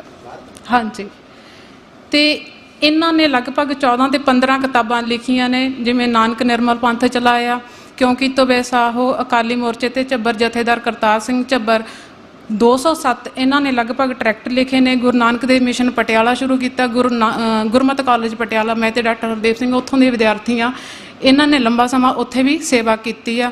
ਤੇ ਨਾਰਾਇਣ ਸਿੰਘ ਉਹ ਸ਼ਖਸੀਅਤ ਆ ਜਿਨ੍ਹਾਂ ਨੇ ਸਾਰੇ ਸਾਕੇ ਸਾਰੇ ਮੋਰਚਿਆਂ ਦਾ ਵੀ ਸੰਤਾਪ ਵਢਾਇਆ। 1947 ਦਾ ਵੀ ਦਿਖਾਂਤ ਇਹਨਾਂ ਨੇ ਦੇਖਿਆ ਤੇ 1984 ਵੀ ਇਹਨਾਂ ਨੇ ਥਾਂ ਥਾਂ ਜਾ ਕੇ ਤਸਦੀਕ ਕੀਤਾ। ਇਸ ਕਰਕੇ ਇਹਨਾਂ ਦੀ ਕਿਤਾਬ ਮੈਨੂੰ ਕਾਫੀ ਜਿਹੜੀ ਹੈਗੀ ਆ ਇਹਨਾਂ ਨੇ ਹਿਲਾਉਣਾ ਦਿੱਤਾ। ਪਿਛਲੇ ਦਿਨਾਂ ਦੇ ਵਿੱਚ ਜਿਹੜੀ ਮੈਨੂੰ ਇਹ ਕਿਤਾਬ ਪੜ੍ਹਨ ਨੂੰ ਮੌਕਾ ਮਿਲਿਆ। ਹੋਇਆ ਕਿ ਸਾਡੀਆਂ ਬਾਰ-ਬਾਰ ਮਿਸਾਲਾਂ ਦਿੱਤੀਆਂ ਗਈਆਂ। 1947 ਦੇ ਵਿੱਚ ਕੀ ਹੋਇਆ? ਪੰਡਿਤ ਜਵਾਹਰ ਲਾਲ ਨਹਿਰੂ ਨੇ ਸਾਡੀ ਵੱਖਰੀ ਸਟੇਟ ਬਣਨ ਲਈ ਪੂਰੀ ਵਾਹ ਲਾ ਦਿੱਤੀ ਕਿ ਸਿੱਖਾਂ ਦੀ ਕੋਈ ਵੱਖਰੀ ਸਟੇਟ ਨਾ ਬਣ ਜਾਵੇ। ਦੂਜਾ ਨਾਮ ਸਾਨੂੰ ਕਦੋਂ ਮਿਲਿਆ? ਜਦੋਂ ਡਾਕਟਰ ਅੰਬੇਦਕਰ ਦੀ ਅਗਵਾਈ ਦੇ ਵਿੱਚ ਪਛੜੀਆਂ ਸ਼੍ਰੇਣੀਆਂ ਅੰਮ੍ਰਿਤਪਾਨ ਕਰਕੇ ਸਿੱਖ ਬਣਨਾ ਚਾਹੁੰਦੀਆਂ ਸੀ। ਇਹ ਇੱਕ ਬੜੀ ਵੱਡੀ ਆਪਣੇ ਵਿੱਚ ਡਿਬੇਟ ਆ, ਪਰ ਸਮਾਂ ਸਰ ਨੇ ਮੈਨੂੰ ਪਹਿਲਾਂ ਹੀ ਬਹੁਤ ਥੋੜ੍ਹਾ ਦਿੱਤਾ। ਤੀਜਾ ਨਾਮ ਸਾਨੂੰ ਕਦੋਂ ਮਿਲਿਆ? ਜਦੋਂ ਸਾਡੇ ਸੂਬਿਆਂ ਦੀ ਵੰਡ ਹੋਈ ਬੋਲੀ ਦੇ ਆਧਾਰ 'ਤੇ। ਤੇ ਚੌਥਾ ਜਿਹੜਾ ਹੈਗਾ ਸਾਡੇ 'ਤੇ ਬਹੁਤ ਡੂੰਘਾ ਤੇ ਪਹਿਲਾ ਵਾਰ ਇੰਦਰਾ ਗਾਂਧੀ ਨੇ ਸਾਡੇ 'ਤੇ ਕੀਤਾ। ਉਹ ਕਿਹੜਾ ਵਾਰ ਸੀਗਾ? ਜਦੋਂ ਸਰਦਾਰ ਹੁਕਮ ਸਿੰਘ ਸਪੀਕਰ ਪੰਜਾਬੀ ਸੂਬੇ ਦੇ ਹੱਕ ਦੇ ਵਿੱਚ ਰਿਪੋਰਟ ਦੇਣਾ ਚਾਹੁੰਦੇ ਸੀ, ਪਰ ਇੰਦਰਾ ਗਾਂਧੀ ਸਰਦਾਰ ਨਾਰਾਇਣ ਸਿੰਘ ਨੇ ਲਿਖਿਆ ਵੀ ਇੰਨੀ ਬੇਚੈਨ ਰਹੀ ਥਾਂ ਥਾਂ 'ਤੇ ਜਾ ਕੇ ਉਹਨੇ ਇਹ ਕਿਹਾ ਕਿ ਜੇ ਇੱਕ ਵਾਰੀ ਸਰਦਾਰ ਹੁਕਮ ਸਿੰਘ ਸਪੀਕਰ ਨੇ ਰਿਪੋਰਟ ਦੇ ਦਿੱਤੀ ਤਾਂ ਅਸੀਂ ਇਸ ਰਿਪੋਰਟ ਨੂੰ ਕਿਸੇ ਵੀ ਪ੍ਰਕਾਰ ਰੋਕ ਨਹੀਂ ਸਕਦੇ। ਇਸ ਕਰਕੇ ਇੰਦਰਾ ਗਾਂਧੀ ਦਾ ਇਹ ਵਾਰ ਸਾਨੂੰ ਜਿਹੜਾ ਪਹਿਲੀ ਵਾਰ ਸਾਡੇ 'ਤੇ ਬਹੁਤ ਡੂੰਘਾ ਕੀਤਾ, ਉਹਦੀ ਇਹ ਰਾਜਨੀਤੀ ਜਿਹੜੀ ਨਫ਼ਰਤ ਭਰੀ ਪ੍ਰਤੱਖ ਰੂਪ ਵਿੱਚ ਅਸੀਂ 84 ਵਿੱਚ ਦੇਖ ਸਕਦੇ ਹਾਂ।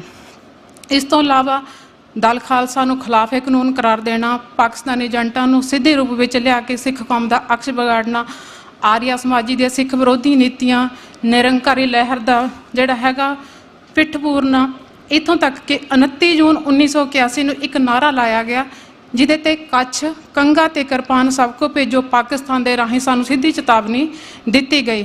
ਭਾਵੇਂ ਜੂਨ 84 ਦਾ ਤਤਕਾਲੀ ਕਾਰਨ 1978 ਦਾ ਕਾਂਡ ਨਿਰੰਕਾਰੀ ਕਾਂਡ ਮੰਨਿਆ ਜਾਂਦਾ, ਪਰ ਨਰੈਣ ਸਿੰਘ ਕਹਿੰਦੇ ਜਿਹੜਾ ਪਿਛੋਕੜ ਦੇ ਵਿੱਚ ਵੀ ਪਿਆ ਉਹਨੂੰ ਵੀ ਕਿਸੇ ਤਰ੍ਹਾਂ ਅਣਗੌਲਿਆ ਜਾਂ ਭੁਲਾਇਆ ਨਹੀਂ ਜਾ ਸਕਦਾ। ਹੁਣ ਦੂਜਾ ਵਾਪਰਿਆ ਕੀ ਸਾਡੇ ਨਾਲ 84 ਦੇ ਵਿੱਚ।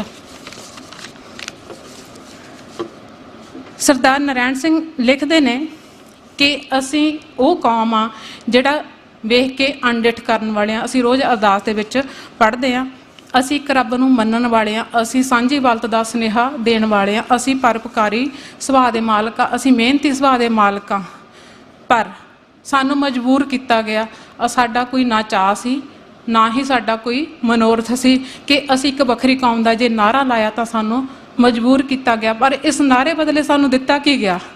ਸਾਨੂੰ ਵੱਖਵਾਦੀ, ਸਾਨੂੰ ਅੱਤਵਾਦੀ, ਸਾਨੂੰ ਦੇਸ਼ ਧਰੋਹੀ ਤੇ ਸਾਨੂੰ ਦੁਸ਼ਮਣ ਕਹਿ ਕੇ ਭੰਡਿਆ ਗਿਆ, ਬਦਨਾਮ ਕੀਤਾ ਗਿਆ, ਪੂਰੀ ਬਾਹ ਲਾਈ ਗਈ ਸਾਡੇ ਤੇ। ਉਸ ਤੋਂ ਬਾਅਦ ਸਰਦਾਰ ਨਰੈਣ ਸਿੰਘ ਕਹਿੰਦੇ ਨੇ ਵੀ ਧਰਮ ਯੁੱਧ ਮੋਰਚਾ ਲਾਉਣਾ ਵੀ ਕੋਈ ਸਾਡੀ ਇਹ ਲਕਸ਼ ਨਹੀਂ ਸੀ, ਮਨੋਰਥ ਨਹੀਂ ਸੀ। 4 ਅਗਸਤ 1982 ਤੋਂ ਜਿਹੜਾ ਹੈਗਾ ਧਰਮ ਯੁੱਧ ਮੋਰਚਾ ਸ਼ੁਰੂ ਹੁੰਦਾ ਤੇ ਮਈ 1984 ਤੱਕ ਇਹ ਚੱਲਦਾ ਰਿਹਾ। ਇਸ ਵਿੱਚ ਅਨੇਕਾਂ ਜਾਨਾਂ ਗਈਆਂ, ਗ੍ਰਿਫਤਾਰਾਂ 2 ਲੱਖ ਤੋਂ ਵੱਧ ਲਗਭਗ ਇਹਦੇ ਵਿੱਚ ਗ੍ਰਿਫਤਾਰੀਆਂ ਹੋਈਆਂ, ਪਰ ਸਰਕਾਰ ਫਿਰ ਵੀ ਟਸ ਤੋਂ ਮਸ ਨਹੀਂ ਹੋਈ। 2 ਜੂਨ 1984 ਨੂੰ ਸਰਕਾਰ ਨੇ ਭਾਰਤੀ ਫੌਜ ਨੂੰ ਬੁਲਾ ਕੇ ਜਿਹੜਾ ਚਾਰਜ ਉਹ ਸਾਰਾ ਦਰਬਾਰ ਸਾਹਿਬ ਦੇ ਕੰਪਲੈਕਸ ਦਾ ਭਾਰਤੀ ਫੌਜ ਨੂੰ ਦੇ ਦਿੱਤਾ ਗਿਆ। ਇੱਥੋਂ ਤੱਕ ਕਿ ਹੋਮ ਮਿਨਿਸਟਰ ਸੇਠੀ ਨੇ ਇੱਕ ਰਿਪੋਰਟ ਦਿੱਤੀ ਜਿਹਦੇ ਵਿੱਚ ਗਿਣਤੀ ਦੱਸੀ ਕਿ ਦਰਬਾਰ ਸਾਹਿਬ ਦੇ ਕੰਪਲੈਕਸ ਦੇ ਵਿੱਚ 40 ਸਿੰਘ ਛੁਪੇ ਹੋਏ ਨੇ। ਕੀ ਸਵਾਲ ਪੈਦਾ ਕੀਤਾ ਸਰਦਾਰ ਨਰੈਣ ਸਿੰਘ ਨੇ ਕਿ 40 ਸਿੰਘਾਂ ਨੂੰ ਫੜਨ ਲਈ ਕਿ ਕਿੰਨਾ 4 ਫੌਜੀ ਕੋਰਾਂ, 12 ਬਟਾਲੀਅਨ, 1 ਤੋਪਖਾਨਾ ਤੇ 12 ਟੈਂਕ ਜਿਹੜੇ ਸ਼ਾਮਲ ਕੀਤੇ ਗਏ ਸੀ। ਮੈਨੂੰ ਕਦੇ ਪੜ੍ਹਦੇ ਮਹਿਸੂਸ ਹੋਇਆ ਕਿ ਇੱਕ ਪਾਸੇ 40 ਸਿੰਘ ਤੇ ਇੱਕ ਪਾਸੇ 10 ਲੱਖ ਦੀ ਫੌਜ ਚਮਕੌਰ ਦੀ ਗੜੀ ਵਿੱਚ ਵੀ ਸੀ। ਸੇਮ ਮੈਨੂੰ ਲੱਗਦਾ ਇੱਥੇ ਵੀ ਉਹੀ ਵਾਪਰਿਆ। 3 ਜੂਨ ਨੂੰ ਸ਼ਹੀਦੀ ਗੁਰਪੁਰਬ ਮਨਾਉਣ ਲਈ ਸੰਗਤ ਜਿਹੜੀ ਹੈਗੀ ਆ ਉਹ ਗੁਰੂ ਰਾਮਦਾਸ ਰਾਏ ਅਕਾਲ ਰੈਸਟ ਹਾਊਸ, ਗੁਰੂ ਨਾਨਕ ਨਿਵਾਸ, ਮੰਜੀ ਸਾਹਿਬ ਤੇ ਹਰਿਮੰਦਰ ਸਾਹਿਬ ਤੇ ਸਰੋਵਰ ਦੀ ਪਰਿਕਰਮਾ ਦੇ ਵਿੱਚ ਖਚਾ ਖਚ ਭਰੀ ਹੋਈ ਸੀ। ਪਰ ਕੀ ਇਹ ਸੰਗਤ ਨੂੰ ਜਾਣਕਾਰੀ ਸੀ? ਨਹੀਂ। ਇਹਦਾ ਮਤਲਬ ਕਿ ਕਿਤੇ ਨਾ ਕਿਤੇ ਸਰਕਾਰ ਇਸ ਦੀ ਪਹਿਲਾਂ ਹੀ ਸਾਰੀ ਤਿਆਰੀ ਕਰੀ ਬੈਠੀ ਸੀ। ਸਰਦਾਰ ਨਰੈਣ ਸਿੰਘ, ਇਹ ਸਾਰਾ ਮੈਂ ਪਿੱਛੋਂ ਛੱਡ ਕੇ ਸਿੱਧੇ ਇੱਥੇ ਪਹੁੰਚਦੀ ਹਾਂ ਕਿ 6 ਜੂਨ 1984 ਨੂੰ ਇੱਕ ਕੌਮੀ ਤਬਾਹੀ ਦਾ ਲਗਭਗ ਅੰਤ ਹੋ ਗਿਆ ਸੀ, ਜਿਹੜਾ ਕਿ ਕਹਿਣ ਕਥਨ ਤੋਂ ਬਾਹਰ ਆ। ਸ੍ਰੀ ਹਰਿਮੰਦਰ ਸਾਹਿਬ, ਸ੍ਰੀ ਅਕਾਲ ਤਖਤ ਸਾਹਿਬ ਤੇ ਸ੍ਰੀ ਗੁਰੂ ਗ੍ਰੰਥ ਸਾਹਿਬ ਦੀਆਂ ਸੈਂਕੜੇ ਬੀੜਾਂ ਦੀ ਬੇਪੱਤੀ ਇਸ ਘੱਲੂਕਾਰੇ ਦੇ ਵਿੱਚ ਹੋਈਆਂ ਤੇ ਸਿੱਖ ਕੌਮ ਨੂੰ ਉਹਦੇ ਅਮੋਲਕ ਵਿਰਸੇ ਤੋਂ ਇੱਥੋਂ ਸਦਾ ਲਈ ਵਾਂਝੇ ਕਰ ਦਿੱਤਾ। ਸੰਤ ਜਰਨੈਲ ਸਿੰਘ, ਜਰਨਲ ਭਾਈ ਸਵੇਗ ਸਿੰਘ ਤੇ ਭਾਈ ਅਮਰੀਕ ਸਿੰਘ ਦੀਆਂ ਜਿਹੜੀਆਂ ਹੈਗੀਆਂ ਲਾਸ਼ਾਂ ਨੂੰ 7 ਜੂਨ ਨੂੰ ਇੱਕ ਪ੍ਰਦਰਸ਼ਨੀ ਦੇ ਤੌਰ ਤੇ ਪ੍ਰਕਰਮਾਂ ਦੇ ਵਿੱਚ ਰੱਖੀਆਂ ਗਈਆਂ। ਮਾਫ ਕਰਨਾ, ਮੈਂ ਕਿਸੇ ਕਮਿਊਨਿਟੀ ਦੇ ਵਿਰੋਧ 'ਚ ਨਹੀਂ ਬੋਲ ਰਹੀ। ਜੋ ਕੁਛ ਸਰਦਾਰ ਨਰੈਣ ਸਿੰਘ ਨੇ ਬਿਆਨ ਕੀਤਾ ਮੈਂ ਉਹੀ ਬੋਲ ਰਹੀ ਹਾਂ ਕਿ ਅੰਮ੍ਰਿਤਸਰ ਦੇ ਵਿਸ਼ੇਸ਼ ਹਿੰਦੂਆਂ ਨੂੰ, ਕਿਉਂਕਿ ਸਾਡੇ ਵਰਗੇ ਸਾਰਾ ਆਵਾਮ ਭੋਲਾ ਭਾਲਾ ਹੁੰਦਾ, ਉੱਥੇ ਦਾ ਸਿਰਫ ਇੱਕ ਇਹ ਦਿਖਾਵਾ ਦਿਖਾਉਣਾ ਸੀ ਕਿ ਅਸੀਂ ਇੱਕ ਦੂਜੇ ਦੇ ਵਿਰੋਧ ਵਿੱਚ ਪਾੜਾ ਕਿਵੇਂ ਪਾ ਰਹੇ ਹਾਂ। ਤਾਂ ਕੀਤਾ ਕਿ ਵਿਸ਼ੇਸ਼ ਹਿੰਦੂਆਂ ਨੂੰ ਬੁਲਾ ਕੇ ਇਸ ਪ੍ਰਦਰਸ਼ਨੀ ਦੇ ਉਹਨਾਂ ਨੂੰ ਦਰਸ਼ਨ ਕਰਾਏ ਗਏ। ਤਾਂ ਉਹਨਾਂ ਨੇ ਆਪਣੀ ਖੁਸ਼ੀ ਦਾ ਪ੍ਰਗਟਾਵਾ, ਸਰਦਾਰ ਨਰੈਣ ਸਿੰਘ ਲਿਖਦੇ ਨੇ ਕਿ ਲੱਡੂ, ਮਠਾਈਆਂ, ਸ਼ਰਾਬ ਤੇ ਸਿਗਰਟਾਂ ਫੌਜੀਆਂ ਨੂੰ ਵੰਡ ਕੇ ਆਪਣੀ ਖੁਸ਼ੀ ਦਾ ਪ੍ਰਗਟਾਵਾ ਕੀਤਾ। ਸਰਦਾਰ ਨਰੈਣ ਸਿੰਘ ਜਿਹੜੇ ਅੱਗੇ ਲਿਖਦੇ ਨੇ ਕਿ 400 ਸਾਲ ਦਾ ਪੁਰਾਣਾ ਇਤਿਹਾਸ, ਸਾਡੀ ਰੈਫਰੈਂਸ ਲਾਇਬ੍ਰੇਰੀ, 500 ਤੋਂ ਵੱਧ ਸ੍ਰੀ ਗੁਰੂ ਗ੍ਰੰਥ ਸਾਹਿਬ ਦੀਆਂ ਬੀੜਾਂ ਦਫ਼ਤਰ ਦਾ ਸਾਰਾ ਜਿਹੜਾ ਹੈਗਾ ਰਿਕਾਰਡ ਇੱਥੇ ਸੜ ਕੇ ਸਵਾਹ ਹੋ ਗਿਆ ਸੀ। ਸਰਦਾਰ ਨਰੈਣ ਸਿੰਘ ਬੜੇ ਦੁਖੀ ਹਿਰਦੇ ਨਾਲ ਇੱਥੇ ਜਿਹੜੀ ਗੱਲ ਕਰਦੇ ਨੇ ਕਿ ਜਿਹੜੀ ਸਰਕਾਰ ਪੰਡਤ ਜਵਾਹਰ ਲਾਲ ਨਹਿਰੂ ਵਰਗੇ ਜਿਹੜੇ ਸਿੱਖਾਂ ਦੇ ਹੱਕਾਂ ਦੀ ਰਾਖੀ ਦੀ ਗੱਲ ਕਰਦੇ ਸੀਗੇ, ਅੱਜ ਉਹਨਾਂ ਨੇ ਸਾਡੇ ਧਰਮ ਅਸਥਾਨ ਨੂੰ ਵੀ ਨਹੀਂ ਬਖਸ਼ਿਆ। ਇਕੱਲੇ ਹਰਿਮੰਦਰ ਸਾਹਿਬ ਦੇ ਵਿੱਚ 350 ਗੋਲੀਆਂ ਦੇ ਨਿਸ਼ਾਨ ਸੀ। ਇੱਕ ਪਾਸੇ ਦੇਸ਼ ਦੀ ਪ੍ਰਧਾਨ ਮੰਤਰੀ ਵਾਰ-ਵਾਰ ਐਲਾਨ ਕਰ ਰਹੀ ਸੀ ਕਿ ਸਵਰਨ ਮੰਦਰ ਪਰ ਇੱਕ ਵੀ ਗੋਲੀ ਨਹੀਂ ਚਲਾਈ ਗਈ ਔਰ ਉਹ ਬਿਲਕੁਲ ਸੁਰੱਖਿਅਤ ਹੈ। ਸਰਦਾਰ ਨਰੈਣ ਸਿੰਘ ਕਹਿੰਦੇ ਪਰ ਦੇਸ਼ ਦੀ ਪ੍ਰਧਾਨ ਮੰਤਰੀ ਕਿਹੜੀ ਸੁਰੱਖਿਆ ਦੀ ਗੱਲ ਕਰਦੀ ਸੀਗੀ? ਕਹਿੰਦੇ ਜੇ ਹਰਿਮੰਦਰ ਸਾਹਿਬ ਦੀ ਸੁਰੱਖਿਆ ਸੀ ਤਾਂ ਭਾਈ ਅਮਰੀਕ ਸਿੰਘ ਨੇਤਰਹੀਣ ਜਿਹੜੇ ਹਜੂਰੀ ਰਾਗੀ ਸੀ, ਸਹਾਇਕ ਰਾਗੀ ਨੇਤਰਹੀਣ, ਉਹ ਵੀ ਭਾਈ ਬਲਵੰਤ ਸਿੰਘ ਵਰਗੇ ਜਿਹੜੇ ਅੰਦਰ ਸੀ ਉਹ ਕਿਵੇਂ ਸ਼ਹੀਦ ਹੋ ਗਏ ਨੇ? ਸੋ ਸਵਾਲ ਆ ਤੁਹਾਡੀ ਇਸ ਰਿਪਰੈਜ਼ੈਂਟੇਸ਼ਨ ਬਾਰੇ ਕੀ ਟਿੱਪਣੀ ਹੈ? ਹਾਂਜੀ ਆਪਾਂ ਸਮਝ ਰਹੇ ਹਾਂ ਕਿ ਬਿੰਬਕਾਰੀ ਕਿਸ ਤਰ੍ਹਾਂ ਦੀ ਹੋਈ ਹੈ। ਜੀ ਜੀ ਤੁਸੀਂ ਹੁਣ ਦੱਸ ਰਹੇ ਹੋ ਜੋ ਉਹਨਾਂ ਨੇ ਕਿਹਾ, ਤੁਸੀਂ ਉਹਨੂੰ ਸੰਖੇਪ ਕਰਕੇ ਦੱਸੀ ਜਾ ਰਹੇ ਹੋ। ਜੀ ਜੀ ਆਪਣੀ ਟਿੱਪਣੀ ਕਰੋਗੇ ਤੁਸੀਂ ਇਸ ਬਿੰਬਕਾਰੀ ਬਾਰੇ ਕੀ ਕਹਿਣਾ? ਬਿਲਕੁਲ ਜੀ। ਇਹਨਾਂ ਦੀ ਜਿਹੜੀ ਹੈਗੀ, ਜਿਵੇਂ ਸਰ ਨੇ ਮੈਨੂੰ ਕਿਹਾ ਕਿ ਸਾਨੂੰ ਇਸ ਦੋ ਵੱਡੇ ਘੱਲੂਘਾਰੇ ਇਹਦੇ ਵਿੱਚ ਵਾਪਰੇ, ਇੱਕ ਜੂਨ 84 ਤੇ ਦੂਜਾ ਨਵੰਬਰ 84। ਇਸ ਘੱਲੂਘਾਰਿਆਂ ਦੇ ਵਿੱਚ ਸਭ ਤੋਂ ਜਿੱਥੇ ਸਾਨੂੰ ਵੱਡੇ ਨੁਕਸਾਨ ਹੋਏ, ਉੱਥੇ ਸਾਨੂੰ ਆਰਥਿਕ ਪੱਖੋਂ ਵੀ ਕਮਜ਼ੋਰ ਕਰਨ ਦੀ ਨੀਤੀ ਘੜੀ ਗਈ ਕਿ ਅਸੀਂ ਹਰਾ ਇਨਕਲਾਬ ਲਿਆਂਦਾ ਖੇਤੀਬਾੜੀ ਬਾਰੇ, ਪਰ ਜਿਵੇਂ ਸਾਡੀ ਆਬਾਦੀ ਵੱਧਦੀ ਗਈ, ਅਸੀਂ ਮੰਦਹਾਲੀ ਦੇ ਜਿਹੜਾ ਰਾਹ 'ਤੇ ਤੁਰ ਪਏ ਨੇ। ਸਾਡੀਆਂ ਸਰਕਾਰਾਂ ਨੇ ਸਾਨੂੰ ਸੰਤਕਾਰੀ ਇੰਡਸਟਰੀ ਵੱਲ ਕੋਈ ਧਿਆਨ ਨਹੀਂ ਦਿੱਤਾ। ਦੂਜਾ ਜਿਹੜਾ ਮੈਂ ਸਮਝਦੀ ਹਾਂ ਕਿ ਫੌਜ ਦੀ ਨੌਕਰੀ ਦੇ ਵਿੱਚ ਜਿੱਥੇ 30% ਸੀ, ਸਾਨੂੰ ਘਟਾ ਕੇ 12% 'ਤੇ ਲਿਆਂਦਾ ਗਿਆ। ਸਿੱਖ ਵਿਦਿਅਕ ਢਾਂਚੇ ਵਿੱਚ ਸਾਨੂੰ ਬਿਲਕੁਲ ਹੀ ਵਾਂਝਾ ਰੱਖਿਆ ਗਿਆ। ਮੈਨੂੰ ਲੱਗਦਾ ਸਾਡੀਆਂ ਪਾਠ ਪੁਸਤਕਾਂ ਜਾਂ ਸਾਡੇ ਸਿਲੇਬਸਾਂ ਦੇ ਵਿੱਚ ਸਾਡੀਆਂ ਲਾਮਿਸਾਲ ਸ਼ਹਾਦਤਾਂ ਜਾਂ ਕੁਰਬਾਨੀਆਂ ਦਾ ਕਿਤੇ ਕੋਈ ਜ਼ਿਕਰ ਨਹੀਂ। ਮੈਡਮ ਨੇ ਇੱਕ ਦੱਸੀ ਆ, ਮੈਨੂੰ ਇਹ ਗੱਲ ਪਹਿਲੀ ਵਾਰ ਪਤਾ ਲੱਗੀ ਕਿਸੇ ਸਿਲੇਬਸ ਦਾ ਹਿੱਸਾ ਵੀ ਬਣੇ, ਕਿਉਂਕਿ ਜੇ ਕਿਤੇ ਕੋਈ ਗੱਲ ਕੀਤੀ ਗਈ ਤਾਂ ਸਾਨੂੰ ਇਸ ਤਰ੍ਹਾਂ ਪੇਸ਼ ਕੀਤਾ ਗਿਆ ਕਿ ਸਾਡਾ ਨਮੋਸ਼ੀ ਨਾਲ ਸਿਰੇ ਨੀਵਾਂ ਹੋਇਆ। ਤੀਜਾ ਜਿਹੜਾ ਹੈਗਾ, ਮੈਂ ਸਮਝਦੀ ਹਾਂ ਕਿ ਭਾਵੇਂ ਅਸੀਂ ਧਨਾੜ ਹੋਈਏ, ਭਾਵੇਂ ਅਸੀਂ ਵਿਦਵਾਨ ਹੋਈਏ, ਭਾਵੇਂ ਅਸੀਂ ਵਿਗਿਆਨੀ ਹੋਈਏ, ਫਿਰ ਵੀ ਅਸੀਂ ਚਾਹ ਕੇ ਵੀ ਆਪਣੀ ਕੌਮ ਦਾ ਕਿਸੇ ਵੀ ਤਰ੍ਹਾਂ ਲਾਭ ਜਾਂ ਪਰਉਪਕਾਰ ਨਹੀਂ ਕਰ ਸਕਦੇ, ਕਿਉਂਕਿ ਅਸੀਂ ਦੇਸ਼ ਦੀ ਬਹੁ ਗਿਣਤੀ ਦੇ ਵਿੱਚ ਕੇਵਲ 1.8 ਹਾਂ। ਅੰਕੜੇ ਵੱਧ ਘੱਟ ਵੀ ਹੋ ਸਕਦੇ ਨੇ। ਮੈਂ ਸਮਝਦੀ ਇਹਨਾਂ ਨੀਤੀਆਂ ਤੋਂ ਸ਼ਿਕਾਰ ਹੋਣ ਦੇ ਬਚਣ ਦਾ ਜਿਹੜਾ ਸਾਨੂੰ ਜ਼ਿੰਮੇਵਾਰੀ ਦਾ ਅਹਿਸਾਸ ਨਿਭਾਉਣਾ ਪੈਣਾ। ਸਾਨੂੰ ਆਪਣੀ ਮਾਤ ਭੂਮੀ ਪੰਜਾਬ ਨੂੰ ਪਹਿਲ ਦੇਣੀ ਪੈਣੀ ਆ, ਮਜ਼ਬੂਤ ਕਰਨਾ ਪੈਣਾ।